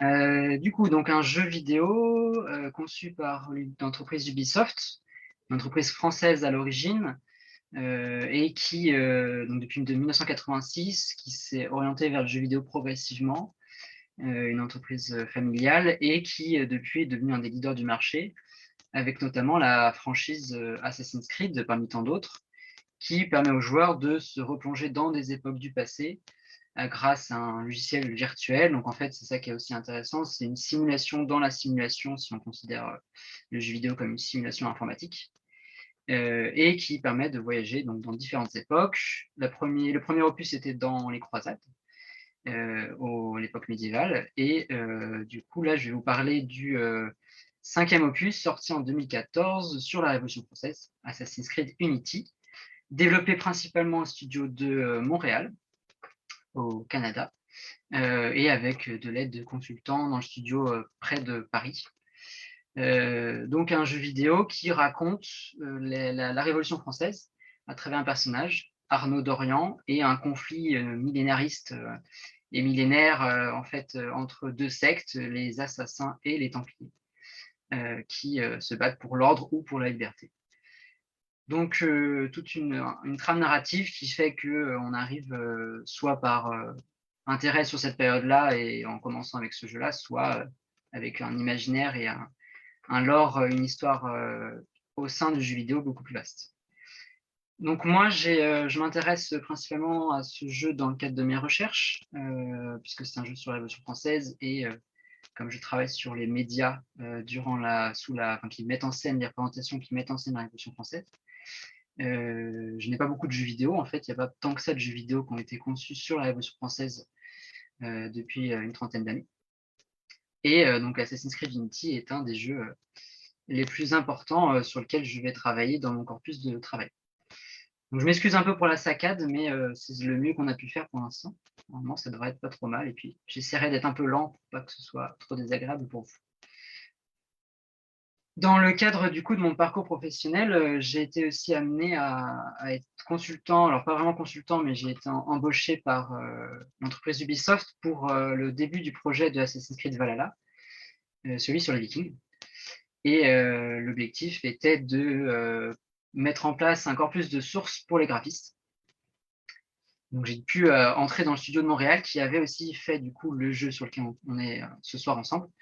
Et donc j'ai pu accéder à des sources, rencontrer les acteurs qui ont participé à la conception de ce jeu. Donc je vous parlerai d'éléments aussi peut-être plus officieux, plus internes que moi j'ai pu retenir de mon expérience là-bas. Et puis je ferai appel aussi à d'autres sources comme les entretiens, les interviews dont on dispose et qui ont été en fait prodigués par l'équipe d'Ubisoft eux-mêmes. Donc ce jeu est très connu et très célèbre. C'est un jeu qui s'est beaucoup vendu, qui s'est vendu à plusieurs millions d'exemplaires. Donc ça aussi, ça doit interroger l'historien qui travaille sur un tel matériau, puisqu'on est sur une réception importante, on est sur une diffusion importante avec des moyens. C'est un petit jeu vidéo indépendant, donc ça doit aussi poser des questions sur la conception. Il y a des milliers de personnes qui ont travaillé dessus pour un résultat, une représentation particulièrement développée et qui aussi a pu faire débat. Par exemple, donc à sa sortie, il y a eu beaucoup de polémiques sur sa réalisation. Et notamment donc, Laurent Turcot, qui avait été un des conseillers historiques du jeu vidéo, avait aussi décidé de s'expliquer un peu en publiant un livre qui s'appelle Au cœur de la Révolution, 12 leçons d'histoire sur un jeu vidéo, co-publié avec Jean-Clément Martin, aussi donc professeur d'université français sur l'histoire de la Révolution française et aussi un peu spécialiste quand même des représentations et des mentalités. Et donc tous les deux, c'était un peu justifié de leur embauche auprès du studio et de l'intérêt d'un jeu vidéo soi-disant du coup qu'on prétend et qu'on vend comme historique, et quel intérêt ou quel problème ça pouvait aussi poser pour l'enseignement d'histoire, pour la discipline, et puis pour les enjeux de ce qui va d'ailleurs découler de l'appropriation et du jeu, comme dont parlait M. Dumézil à la fin de sa communication, puisque le fait de jouer va peut-être donner et va apporter même un sentiment de réalité pour certaines personnes qui ne sont pas familières avec la pratique et la discipline historique. Donc l'intérêt pour moi ce soir, c'est de vous présenter un peu quelles sont les capacités graphiques, quelles sont la beauté du paysage et derrière les sentiments de réalité, d'imaginaire qui vont pouvoir en découler. Et donc finalement, qu'est-ce qu'un jeu vidéo historique ? Est-ce que c'est une simple représentation ? Est-ce que, comme certains peuvent tendre vers un document, voire peut-être une source future pour l'étude de l'histoire ? Et c'est ces enjeux-là qu'il faut interroger. Est-ce que, au-delà du jeu, les dynamiques qui poussent certains acteurs à faire d'un jeu vidéo comme Assassin's Creed, au-delà d'une simple image en mouvement, d'une simple représentation. Donc, je vais présenter peut-être deux, trois lieux importants qui sont comme donc d'abord la Bastille, vite rapidement, on va faire un petit tour. Et puis je me concentrerai sur Notre-Dame de Paris. Un petit tour aussi par la place de la Révolution avec la guillotine. Et puis je terminerai, si on a encore un peu le temps après, en allant voir quelque chose de caché un peu dans le jeu qui me semble très très intéressant pour la représentation d'histoire dans le jeu vidéo. Donc je me suis téléporté directement au niveau de la Bastille.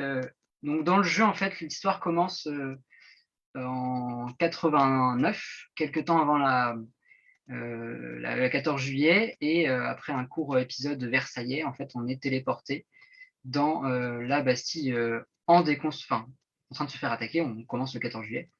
Et puis, on finit en fait emprisonnés nous-mêmes dans cette Bastille. Et donc, très rapidement après, le jeu continue, la temporalité fictive. Et la Bastille est présentée comme telle. En fait, elle est en train d'être déconstruite. On voit des petits bonhommes qui sont en train de piocher pour s'attaquer à l'ouvrage. Mais là, concrètement, hein, et c'est un des premiers problèmes, c'est que je suis en fait... alors, je vais sauter. Je suis en fait dans le jeu en 94 et la Bastille est toujours debout. Donc, rapidement et très vite, en fait, c'est un des enjeux de la reconstitution, effectivement, dont on parlait aussi auparavant peut-être, c'est que comment faire techniquement, aussi technologiquement, pour faire disparaître des pans entiers de modélisation 3D. C'est très compliqué, d'autant plus en 2014, c'était compliqué, encore plus. Du coup, ils ont laissé la Bastille debout. Aussi puisque c'est un lieu important dans le jeu et que c'est avant tout un jeu d'escalade, un jeu où on grimpe sur les murs. Et donc, comment faire pour enlever la Bastille après avoir travaillé pendant des heures dessus? Donc, ils l'ont laissé debout, malgré voilà, déjà l'énorme erreur historique, puisqu'elle a été déconstruite en un an par les ouvriers du faubourg voisin, les habitants du faubourg. Donc en dessous, une petite foule qui constamment est là à agiter un drapeau ou des têtes sur des pics. Donc je vais avancer puisque la Bastille n'est pas l'objet le plus important ou peut-être le plus intéressant à présenter, si ce n'est qu'on peut rentrer dedans et puis qu'on voit ses ouvriers à la tâche. Donc je vais plutôt avancer vers quelque chose de plus intéressant, on va dire, pour aujourd'hui. Je présente peut-être le plan 2 secondes. Un plan de Paris qui a été contracté, qui correspond du coup à cette île de la Cité, et puis un quartier nord, rive gauche et rive droite, au nord et au sud, et qui est en fait une contraction du Paris de la Révolution, puisque en fait tout a été rapproché pour que le joueur, puisque ça reste un jeu, puisse profiter d'un bon moment. Et donc on est dans une vision réduite de l'espace aussi, donc c'est intéressant en termes de spécialité, de spécialisation d'histoire. Des lieux ont été choisis. On a des interviews où les directeurs graphiques et artistiques admettent qu'ils ont dû choisir une quinzaine de lieux parmi une cinquantaine qui auraient pu être modélisés. En termes de puissance aussi, il fallait que la machine tourne, et c'est un jeu qui a posé pas mal de problèmes à sa sortie puisqu'il était très lourd et très gourmand pour pas mal de joueurs. Il a fallu attendre une nouvelle génération de consoles pour que le jeu puisse vraiment fonctionner pour tout le monde, sans que tout le monde doive s'équiper de nouveau juste pour un jeu d'Ubisoft. Donc le jeu nous permet de nous déplacer, ça c'est un mécanisme vidéoludique assez connu. Donc je me suis téléporté, pas directement à Notre-Dame, mais pas très loin. Et donc je vais descendre tranquillement vers Notre-Dame pour vous montrer un petit peu quand même les rues de Paris. Aussi la beauté des graphismes, même si ça a un petit peu de latence. Regardez quand même, si possible, l'ouvrage. Alors, je vais du coup descendre tout en bas le plus rapidement possible. Mais en même temps, ça vous fait une petite promenade vidéoludique. J'espère être assez agréable à regarder. On entend un peu peut-être le bruit des foules qui augmente. Donc c'est quelqu'un de très sportif, notre personnage. Il fait des choses assez incroyables de ses mains. Il s'accroche partout là où on ne peut pas le faire. Et bien évidemment, donc pour la conception de cette franchise, ils se sont inspirés de l'art urbain sportif du parcours, en captant en 3 dimensions des vrais sportifs de haute compétition. Donc je me promène maintenant dans les rues du Paris de la Révolution française reconstituée. Il faut savoir que donc, malgré peut-être des petits éléments auxquels je vais passer à côté, la temporalité en fait ne change pas trop, le récit avance, mais Nous sommes toujours en fait en 89 et 94. L'histoire se termine en 94, mais si je vais dès le début du jeu, dès l'achat, dès le premier lancement de ce jeu, j'arrive en fait dans cette zone-là, modélisée telle qu'elle. Elle n'a pas beaucoup évolué, puisqu'ils n'ont pas la capacité de. Alors, je rentre et puis je vous laisse entendre un peu ce qu'on entend.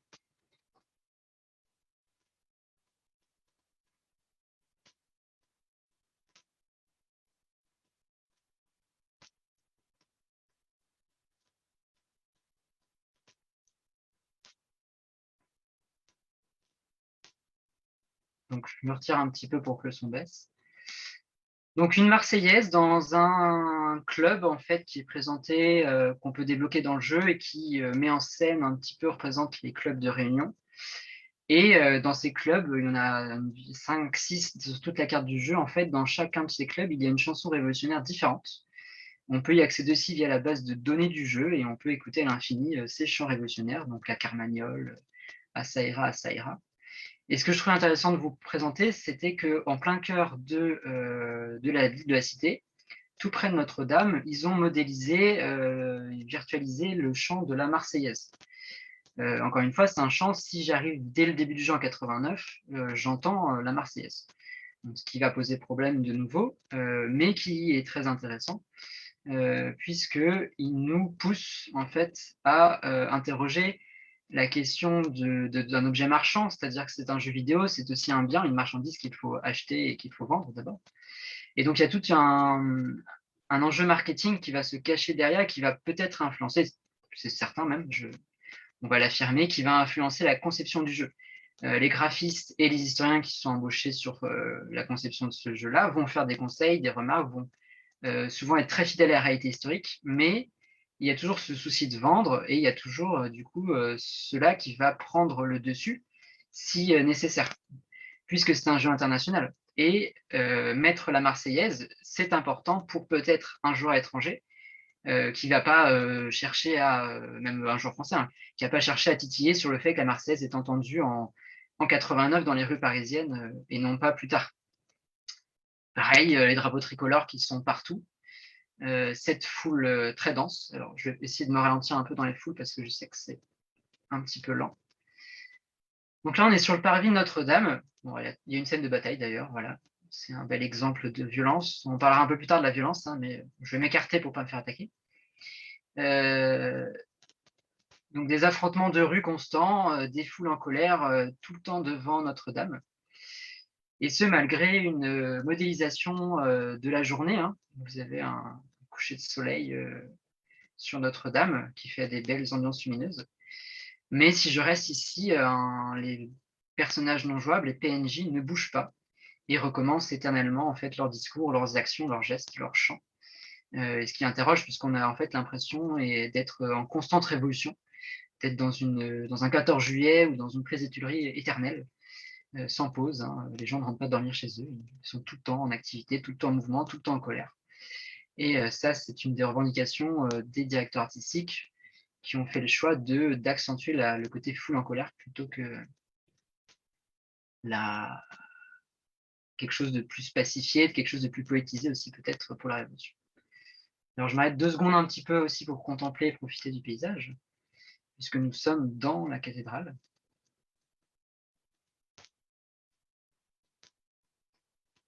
Nous avons une foule.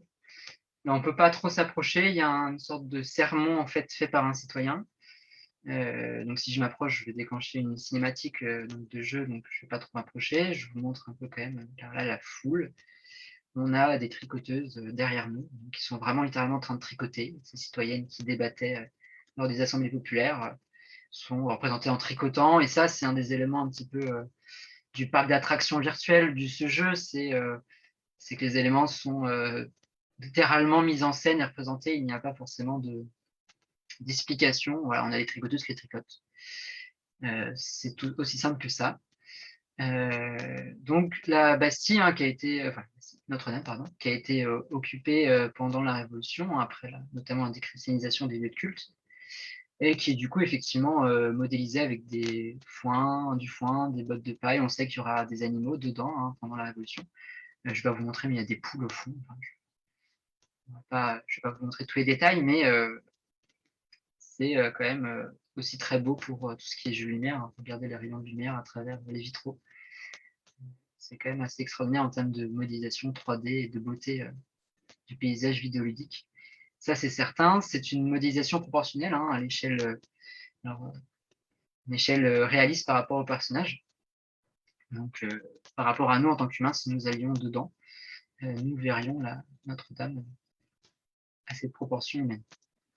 Donc, je suis monté par une petite astuce, mais pour vous montrer un peu les étages supérieurs aussi, qui sont tout aussi beaux et intéressants. La liberté ou la mort, hein, encore une fois, des slogans. Il y a beaucoup d'éléments anachroniques qui sont justifiés par le fait qu'à un moment dans le jeu, ils vont avoir un sens en fait, mais qui sont modélisés dès le début du jeu pour répondre à la dynamique narrative du jeu plutôt qu'à la vérité historique. Il faut d'abord satisfaire le ludisme et le plaisir de jouer, l'intrigue narrative du jeu plutôt que de pouvoir répondre à tout. Donc, je vais avancer un petit peu pour vous montrer aussi une autre partie intéressante. Donc, je vous montre un peu voilà, le tour quand même, à quoi ça ressemble. Du coup, ce que je vais faire pour aussi avancer un peu plus vite, c'est que je vais tricher, parce que le temps de faire le tour, en fait, ça prend un peu de temps. Donc, je vais avancer un petit peu plus vite en me téléportant tout en haut de Notre-Dame, sur une des deux tours de Notre-Dame. Donc Notre-Dame, qui est un élément important du jeu, qui est au cœur dans la promotion du jeu, qui est au cœur du scénario pendant un moment. Il y aura une scène importante dans le jeu. Et donc, voilà, qui vraiment a nécessité 2 ans de travail pour 3 personnes à temps plein. C'est des milliers d'heures de conception. Ils ont fait appel, donc ils ont allé sur le terrain, ils ont pris des photos, ils ont demandé des plans archéologiques, ils ont consulté des bases de données en 3 dimensions qui a été aussi fait par des archéologues de la ville de Paris. Il y a vraiment un travail de fond très important qui fait qu'on a un travail de reconstitution quand même assez exceptionnel pour notre cathédrale de Notre-Dame de Paris. Alors, il y a quelques petits copier-coller, on va avoir des gargouilles qui sont copier-collés, hein, qui sont les mêmes, quelques petites choses qui ne sont pas parfaites, mais en même temps, le travail est tellement incroyable que c'est vrai que c'est difficile d'en tenir rigueur, et ce serait peut-être la chose la plus réussite de ce jeu, hein, si on doit parler de réussite graphique d'un jeu vidéo. Là, clairement, on est sur une très belle réussite. Alors, je vais essayer de sauter sans mourir, parce que le problème, c'est qu'il faut que je descende. Et il a peur, il ne veut pas sauter. Et je vais passer par ailleurs. On va sauter en face. Ah, non, c'est bon. Mince. Petite erreur de parcours. Il a rebondi. Et je vais vous montrer la flèche quand même. Bon, c'est pas grave, on va grimper toute la cathédrale, ça peut être aussi rigolo. C'est les erreurs techniques du jeu, hein. Et c'est bien, ça nous fait revenir dans la foule. Alors, je vais accélérer un peu. Bon, c'est rigolo aussi parce que c'est un jeu moins de 18, d'ailleurs, ça me fait penser à ça. Et évidemment, les joueurs ont souvent moins de 18 ans, hein. C'est un jeu qui est assez violent et qui n'a pas de version pédagogique, puisque désormais Ubisoft propose une version pédagogique qui enlève toute forme de violence. Et c'est vrai qu'on pouvait s'attendre, il y avait des rumeurs de faire une version pédagogique pour celui-ci, notamment après l'incident de la flèche de Notre-Dame. Mais c'est pas quelque chose qu'ils ont finalement terminé, enfin, ils ne sont pas allés jusqu'au bout là-dessus. Je vais continuer d'avancer par là. Hop.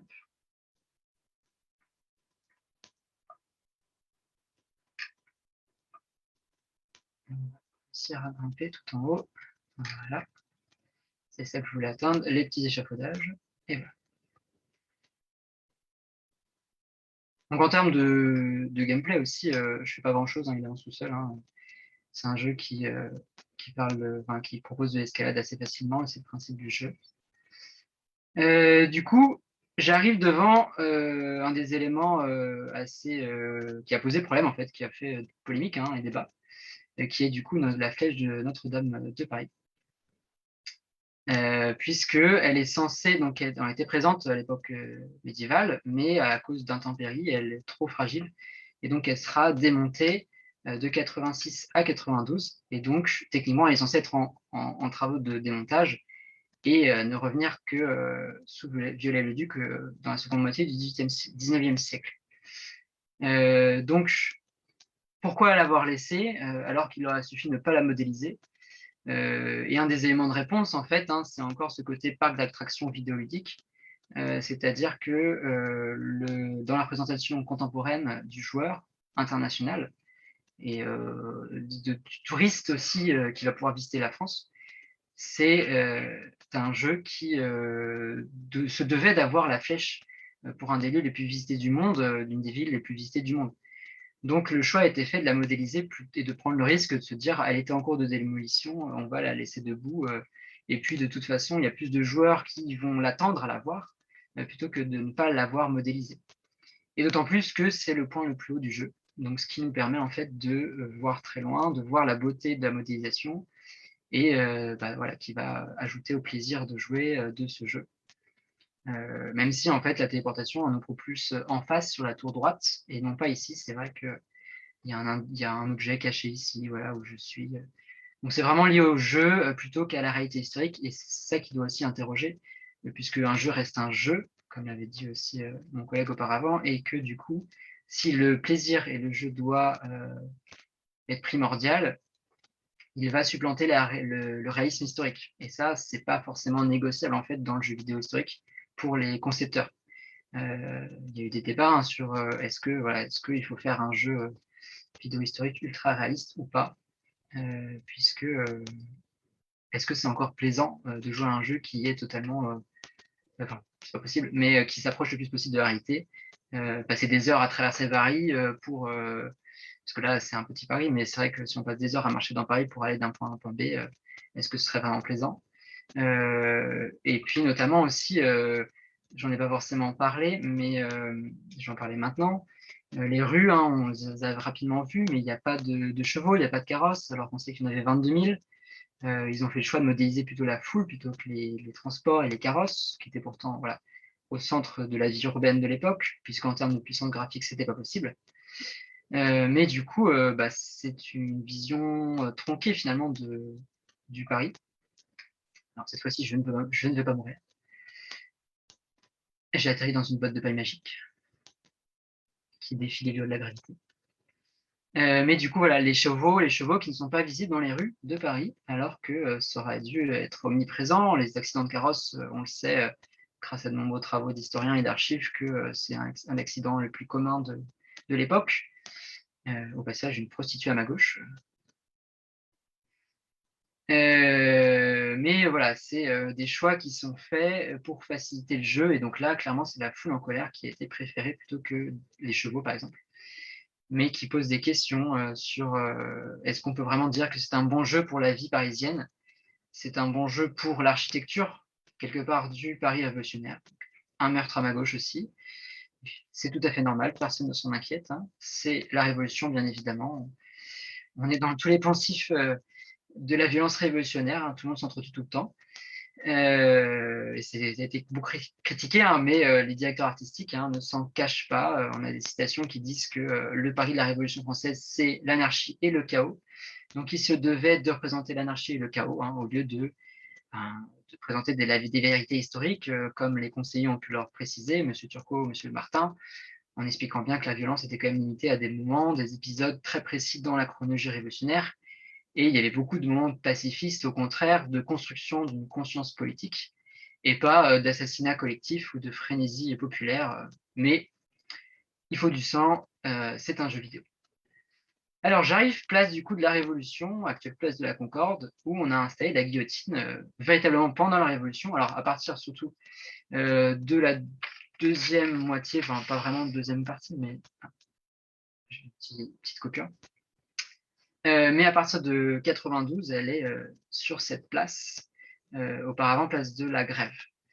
Donc, je vous laisse profiter un petit peu tranquillement, je ralentis un peu le rythme de parole pour vous montrer du coup la cinématique d'exécution d'un guillotiné.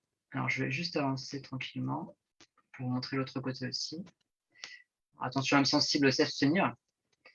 Donc on a cette animation d'un condamné qui est sorti en fait d'un convoi, on n'a pas vu rapidement, mais qui va être allongé sur cette planche, et cette guillotine qui est effectivement bien la seule quand même visible dans le jeu, donc ça c'est beaucoup assez bien fait, et c'est bien de ne pas avoir mis des guillotines partout, on va dire, pour le réalisme. Je avance un petit peu sans rater le moment crucial. Une petite fumée forcément.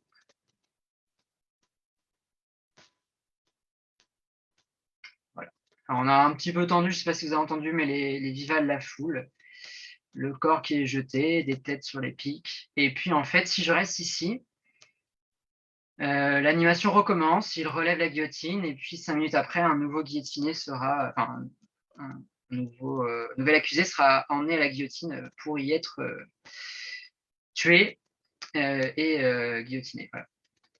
Donc c'est un cycle temporel lié à la modélisation 3D. On est dans un jeu vidéo qui ne peut pas en fait être trop précis sur la temporalité du jeu, mais qui du coup laisse induire que toutes les 5 minutes on guillotinait quelqu'un sur la place de la Révolution, et que la guillotine était constamment en travail, ce qui va aussi dans toute l'iconographie d'une guillotine monstrueuse qui dévore et qui avale des centaines des milliers de corps pendant toute la Révolution.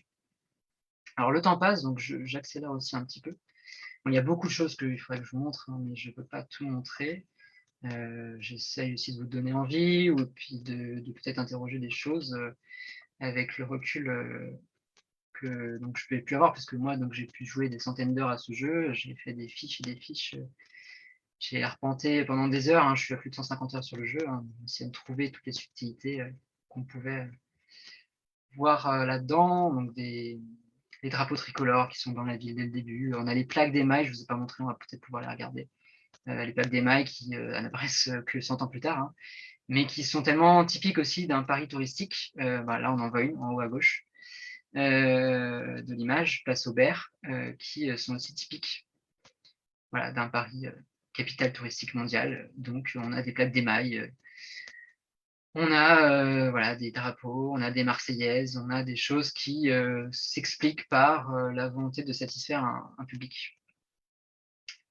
Alors, je vais essayer de vous emmener dans un endroit que j'aime beaucoup. Alors, je vais me faire attaquer, un peu là.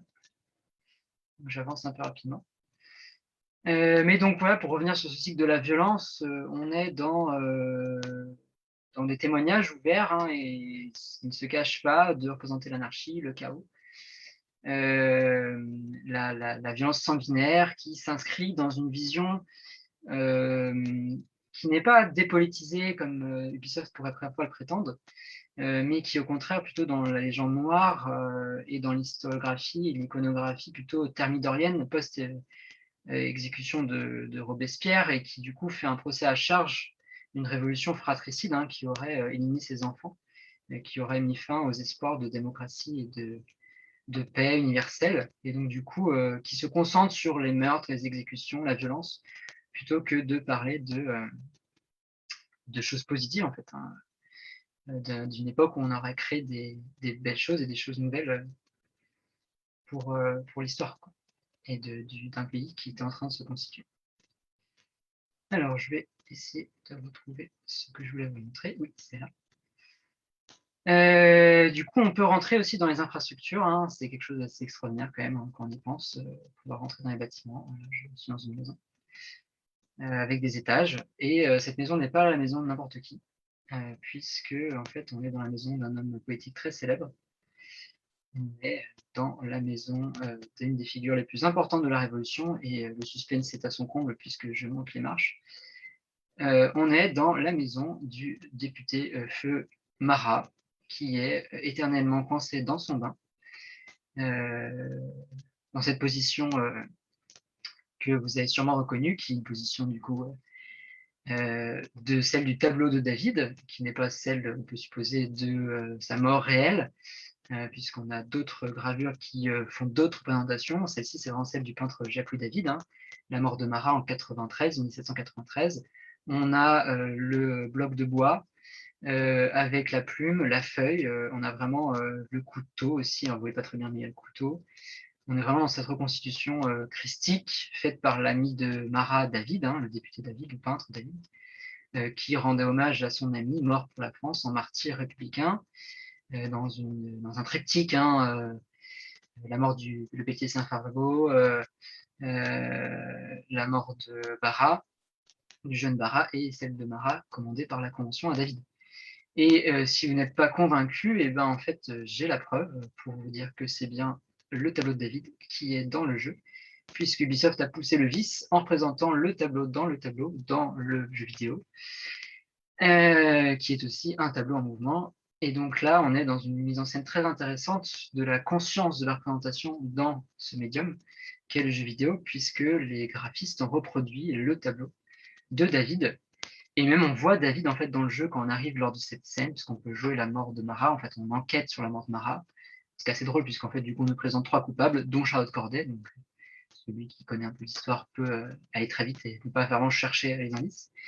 Mais effectivement, on a David qui est en train de peindre tranquillement son tableau devant le corps de son ami mort. Alors que bon, on sait très bien que David n'était pas présent lors de la mort. Il a vu Marat plutôt au niveau de ses funérailles de la morgue, et il fera son tableau à partir du masque mortuaire de son ami, mais pas dans la chambre de la maison de Marat, puisque le corps a forcément été enlevé assez rapidement.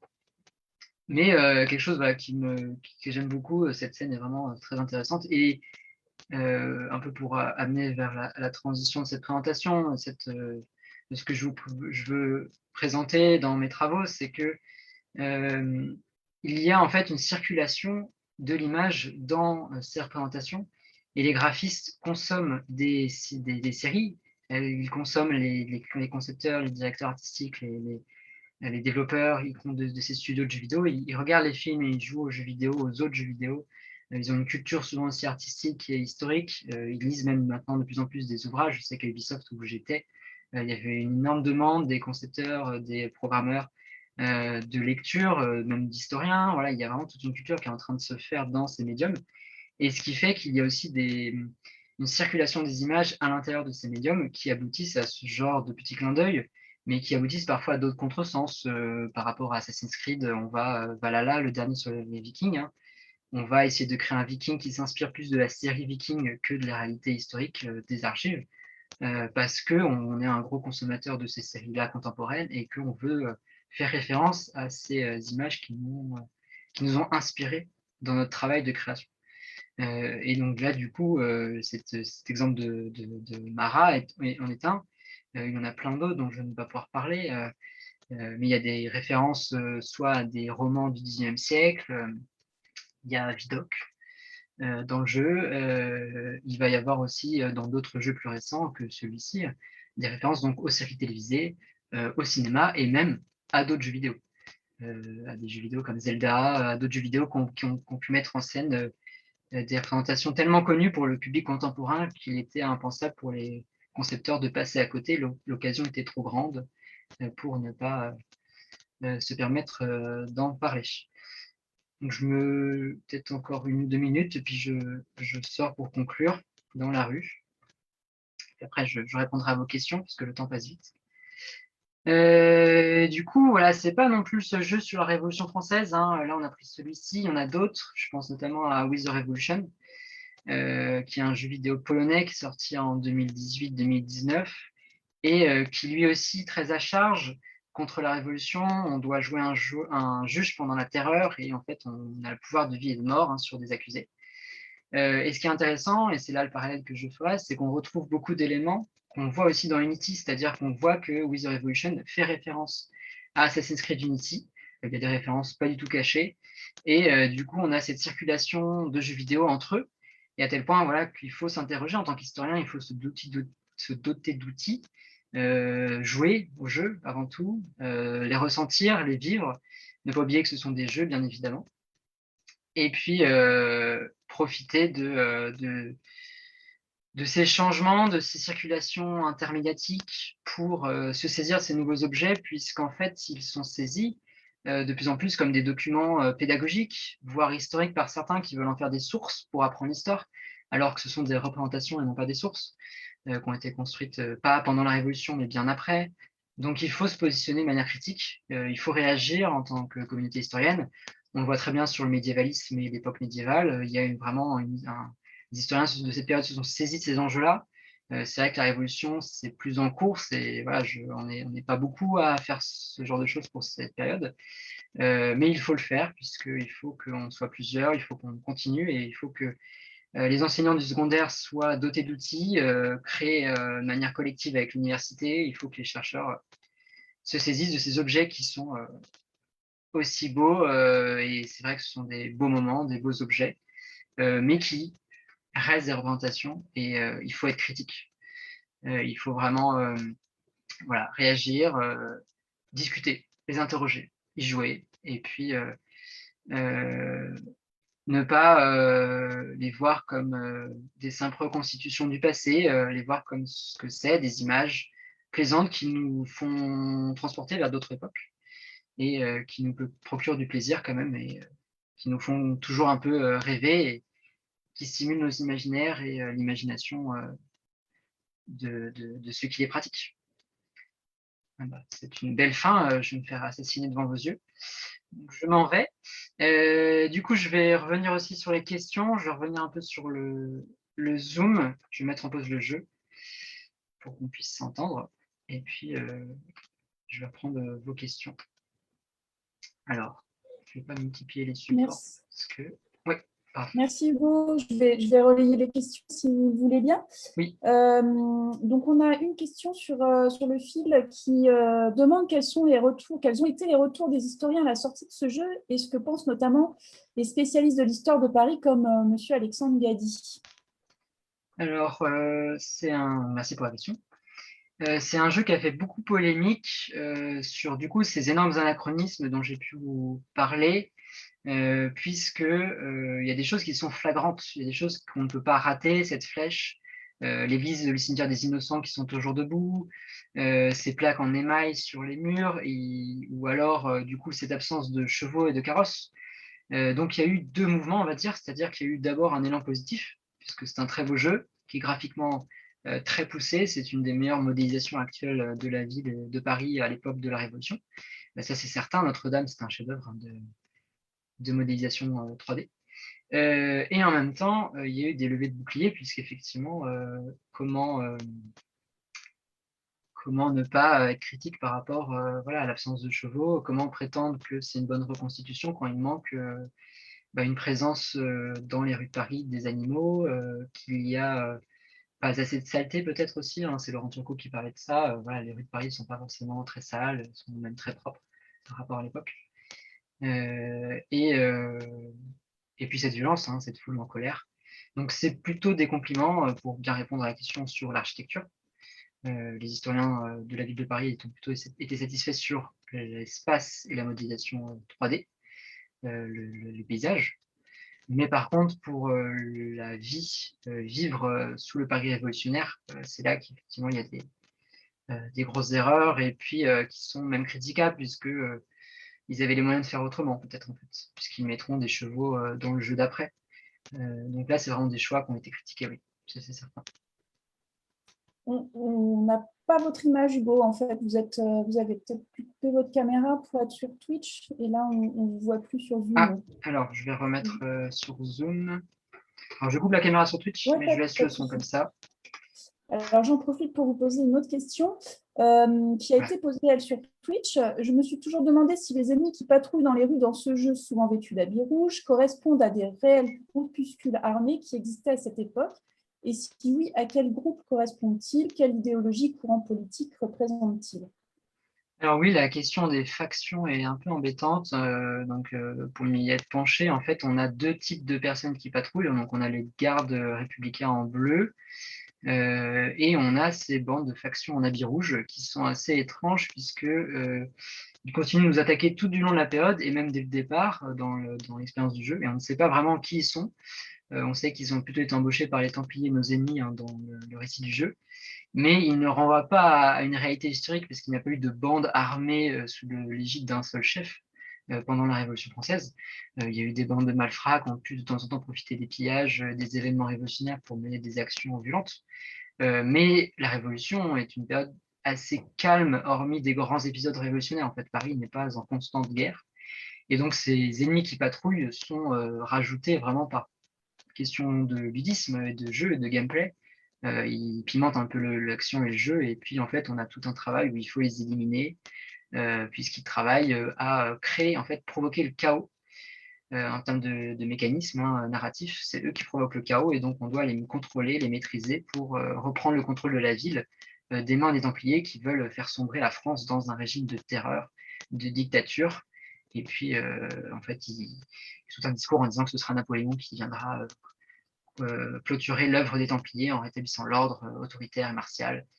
Et donc, voilà. Mais ces bandes de factions rouges, non, ne renvoient pas à des réalités, à part à des réalités un peu populaires, d'émeutes, sur des épisodes de pillage, mais sinon, non, c'est pas ces bandes-là qui circulent dans le ville de Paris.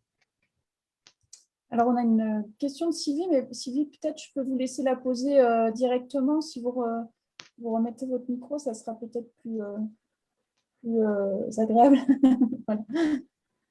Oui, j'avais une question sur le parallèle et sur les influences possibles avec les romans historiques du 19e qui avaient un peu cette même fonction, et en particulier ceux de Dumas. Alors, pour la Révolution, c'est la suite des Mémoires d'un médecin, où il y a toute l'affaire du collier de la reine, Cagliostro, etc. Et puis après, Chevalier de Maison Rouge. Est-ce que vous faites un peu le parallèle entre ces médias actuels et puis ce qui s'est passé au 19e avec cette grande vogue, notamment pour l'histoire de France de Dumas, l'impact qu'il a sur les représentations, sur l'époque des Trois Mousquetaires, sur la Saint-Barthélemy, enfin toute une série de choses vraiment qui se sont, même dans le cinéma contemporain, vraiment encore infusées et qui ont ce statut un peu entre histoire, et puis cette idée qu'on viole l'histoire mais en lui faisant des beaux enfants, qui est un petit peu finalement et qu'on vend aussi, ce qui était aussi un peu la théorie du feuilleton et de Dumas. Est-ce que dans Unity aussi on va retrouver justement des traces de personnages ou de choses qui viennent plutôt justement de ces sources, ces romans du 19e siècle? C'est ce que je me demandais. C'est vrai qu'il y a, en fait, il y a pas vraiment de référence à Dumas ouverte, ça c'est certain. En plus, je suis pas spécialiste, donc s'il y en a eu, j'ai pas forcément pu les voir, ça c'est possible aussi, parce que les références sont toujours assez discrètes, hormis donc, des gros panneaux. Mais par exemple, je parlais tout à l'heure du personnage de Vidocq. Il y a des références aussi à Notre-Dame de Paris avec le personnage de Quasimodo. Il y a une référence quand on s'aventure dans Notre-Dame. Donc il y a une référence au feuilleton historique après du Xe siècle, des romans.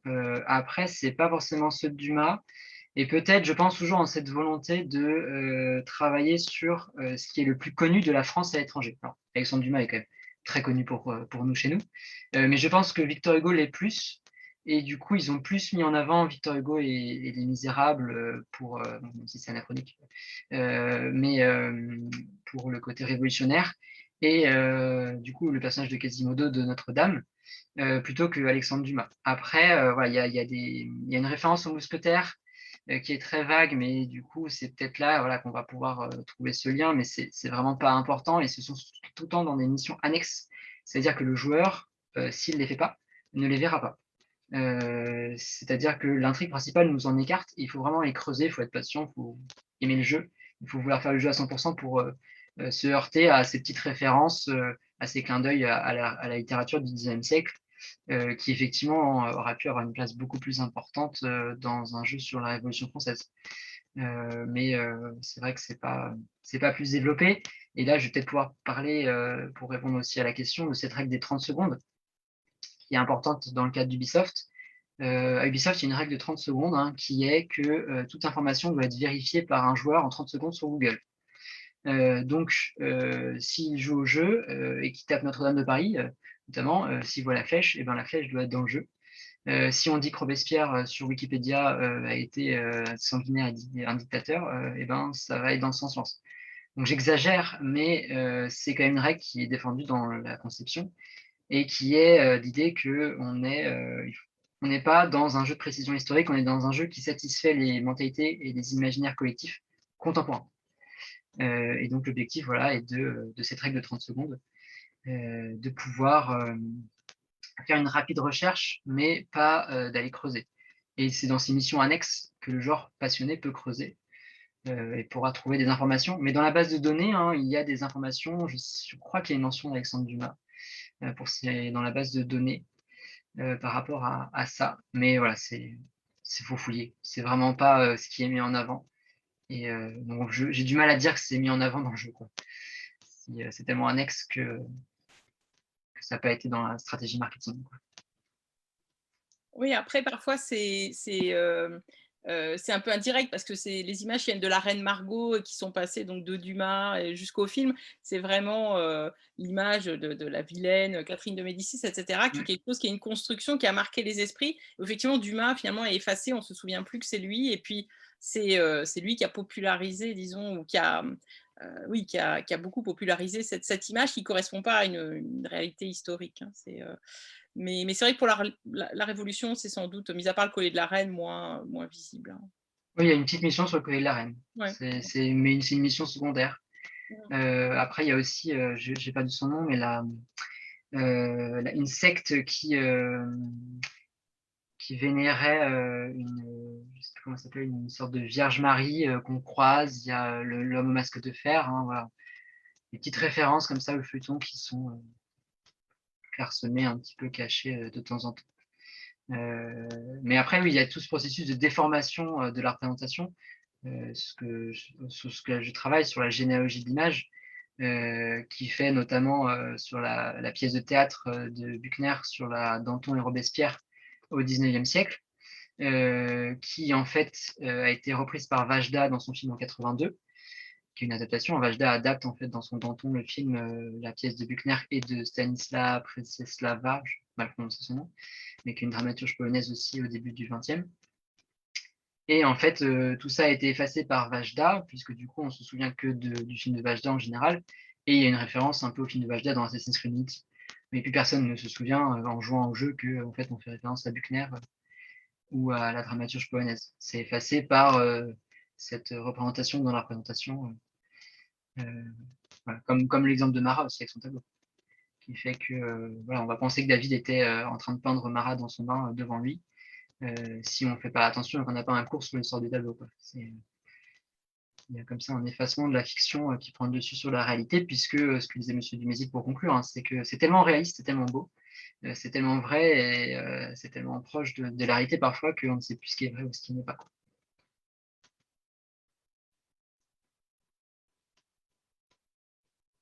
J'avais peut-être une dernière question avant de conclure. Est-ce que, alors vous avez bien insisté sur le fait que la jouabilité finalement du jeu, elle est plus importante que la réalité de l'histoire qui est racontée. Est-ce que la jouabilité, elle est tellement importante que parfois on peut même changer le cours de l'histoire, c'est-à-dire intervenir dans l'histoire principale et peut-être même dans les histoires un peu satellites sur voilà, empêcher une décapitation, enfin un passage en guillotine d'un personnage qui aurait eu lieu en vrai, ou enfin je sais pas, vraiment changer le cours de l'histoire. Oui, si, tout à fait. Alors, dans Assassin's Creed Unity, c'est un récit assez linéaire, donc il ne propose pas forcément aux joueurs de pouvoir modifier des choses. C'est plutôt qu'ils s'inscrivent dans les failles de l'histoire, dans les ombres des sources de l'historien. Et donc, il propose peut-être d'expliquer comment est-ce que Robespierre s'est vraiment blessé avant d'être exécuté. Et en fait, c'est notre personnage qui va le blesser, ce genre de choses. Mais le récit est tellement linéaire qu'il reprend toujours son cours pour établir une certaine réalité, même si la fin est un peu pas vraiment très proche de la réalité historique avec Napoléon. Mais par contre, dans d'autres types de jeux, là je peux clairement prendre l'exemple de We the Revolution, qui nous propose de juger en fait le roi, donc Louis XVI, et en fait donc on peut l'acquitter. Donc la question, alors c'est très difficile, j'ai passé des heures à réussir à acquitter Louis XVI pour voir s'il survivait, qu'est-ce que ça a provoqué dans le scénario. Et en fait, quand on réussit à débloquer la peine on libère Louis XVI, en fait, il y a un écriteau qui reprend très vite le dessus, qui me dit oui, d'accord, vous avez libéré Louis XVI, mais en fait, il est tellement plus aimé à ce moment-là qu'il croupit en prison et tout le monde l'a oublié. Et puis, le scénario reprend. Et après, il y a d'autres moments comme ça dans ce jeu-là, beaucoup plus que Assassin's Creed Unity, hein, mais dans ce jeu-là, With the Revolution, nous pouvons changer le cours d'histoire, mais toujours une petite pirouette qui ramène la trame réelle du passé. Voilà, il n'y a pas encore cette possibilité. On n'est pas dans de l'Uchronie, on n'est pas dans un type de jeu comme ça pour Assassin's Creed de la franchise, ça c'est certain. Voilà. Vraiment, c'est cette idée, Laurent Turcot parle bien aussi, hein, c'est cette idée de s'engouffrer dans les failles, dans les manquements de l'histoire, et puis de dire, ah bah peut-être que voilà, les rouages secrets un peu de l'histoire, c'était peut-être cela, et c'est peut-être vous qui êtes en train d'y jouer, quoi. Parce que c'est un assassin, il joue dans l'ombre, hein, c'est un personnage qui est dans l'ombre, qui se tapit dans l'ombre. Donc voilà, il est un peu masqué et c'est un peu un masque qui se promène dans les couloirs du temps et de l'histoire. Et ça, il joue beaucoup là-dessus et à tort aussi, parce que des fois, du coup, ça s'inscrit dans toutes les théories du complot, hein. Il y a certains opus où, même sur l'évolution, hein, ils reprennent les théories du complot, des discours contre-révolutionnaires, parce que ça alimente le complotisme du récit du jeu. Puisque c'est voilà, un jeu qui met en scène un complot mondial. Donc, des fois, il tombe un peu dans les travers du complotisme dans la franchise Ubisoft, mais en même temps, c'est un jeu qui ne s'en cache pas, parce qu'à la base, c'est un jeu sur un grand complot mondial. Donc, là-dessus, ils n'ont jamais vraiment menti. Très bien. Est-ce qu'il y a d'autres questions de la part des autres intervenants ou pas? Je ne crois pas. Je vais peut-être laisser Claire conclure du coup cette soirée. Merci Hugo Rhin pour votre présentation. Merci à vous. Ah, Claire, tu n'as pas le son, je crois, ton micro.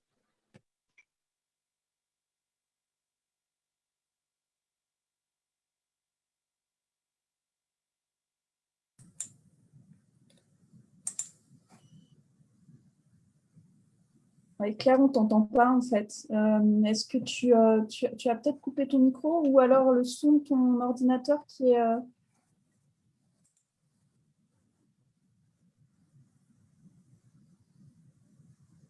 Ou alors c'est moi qui... Bah non, parce que j'entends Hugo Rhin, donc... Non, je ne t'entends pas du tout. Et peut-être dans la petite flèche au-dessus du microphone, recliquer sur le micro. Moi, je sais Ah que oui, c'est peut-être, passé. ouais. Je dois jongler avec ça moi aussi. Ouais, il faut peut-être dans les paramètres du micro. C'est étonnant parce que tout à l'heure, ça marchait bien.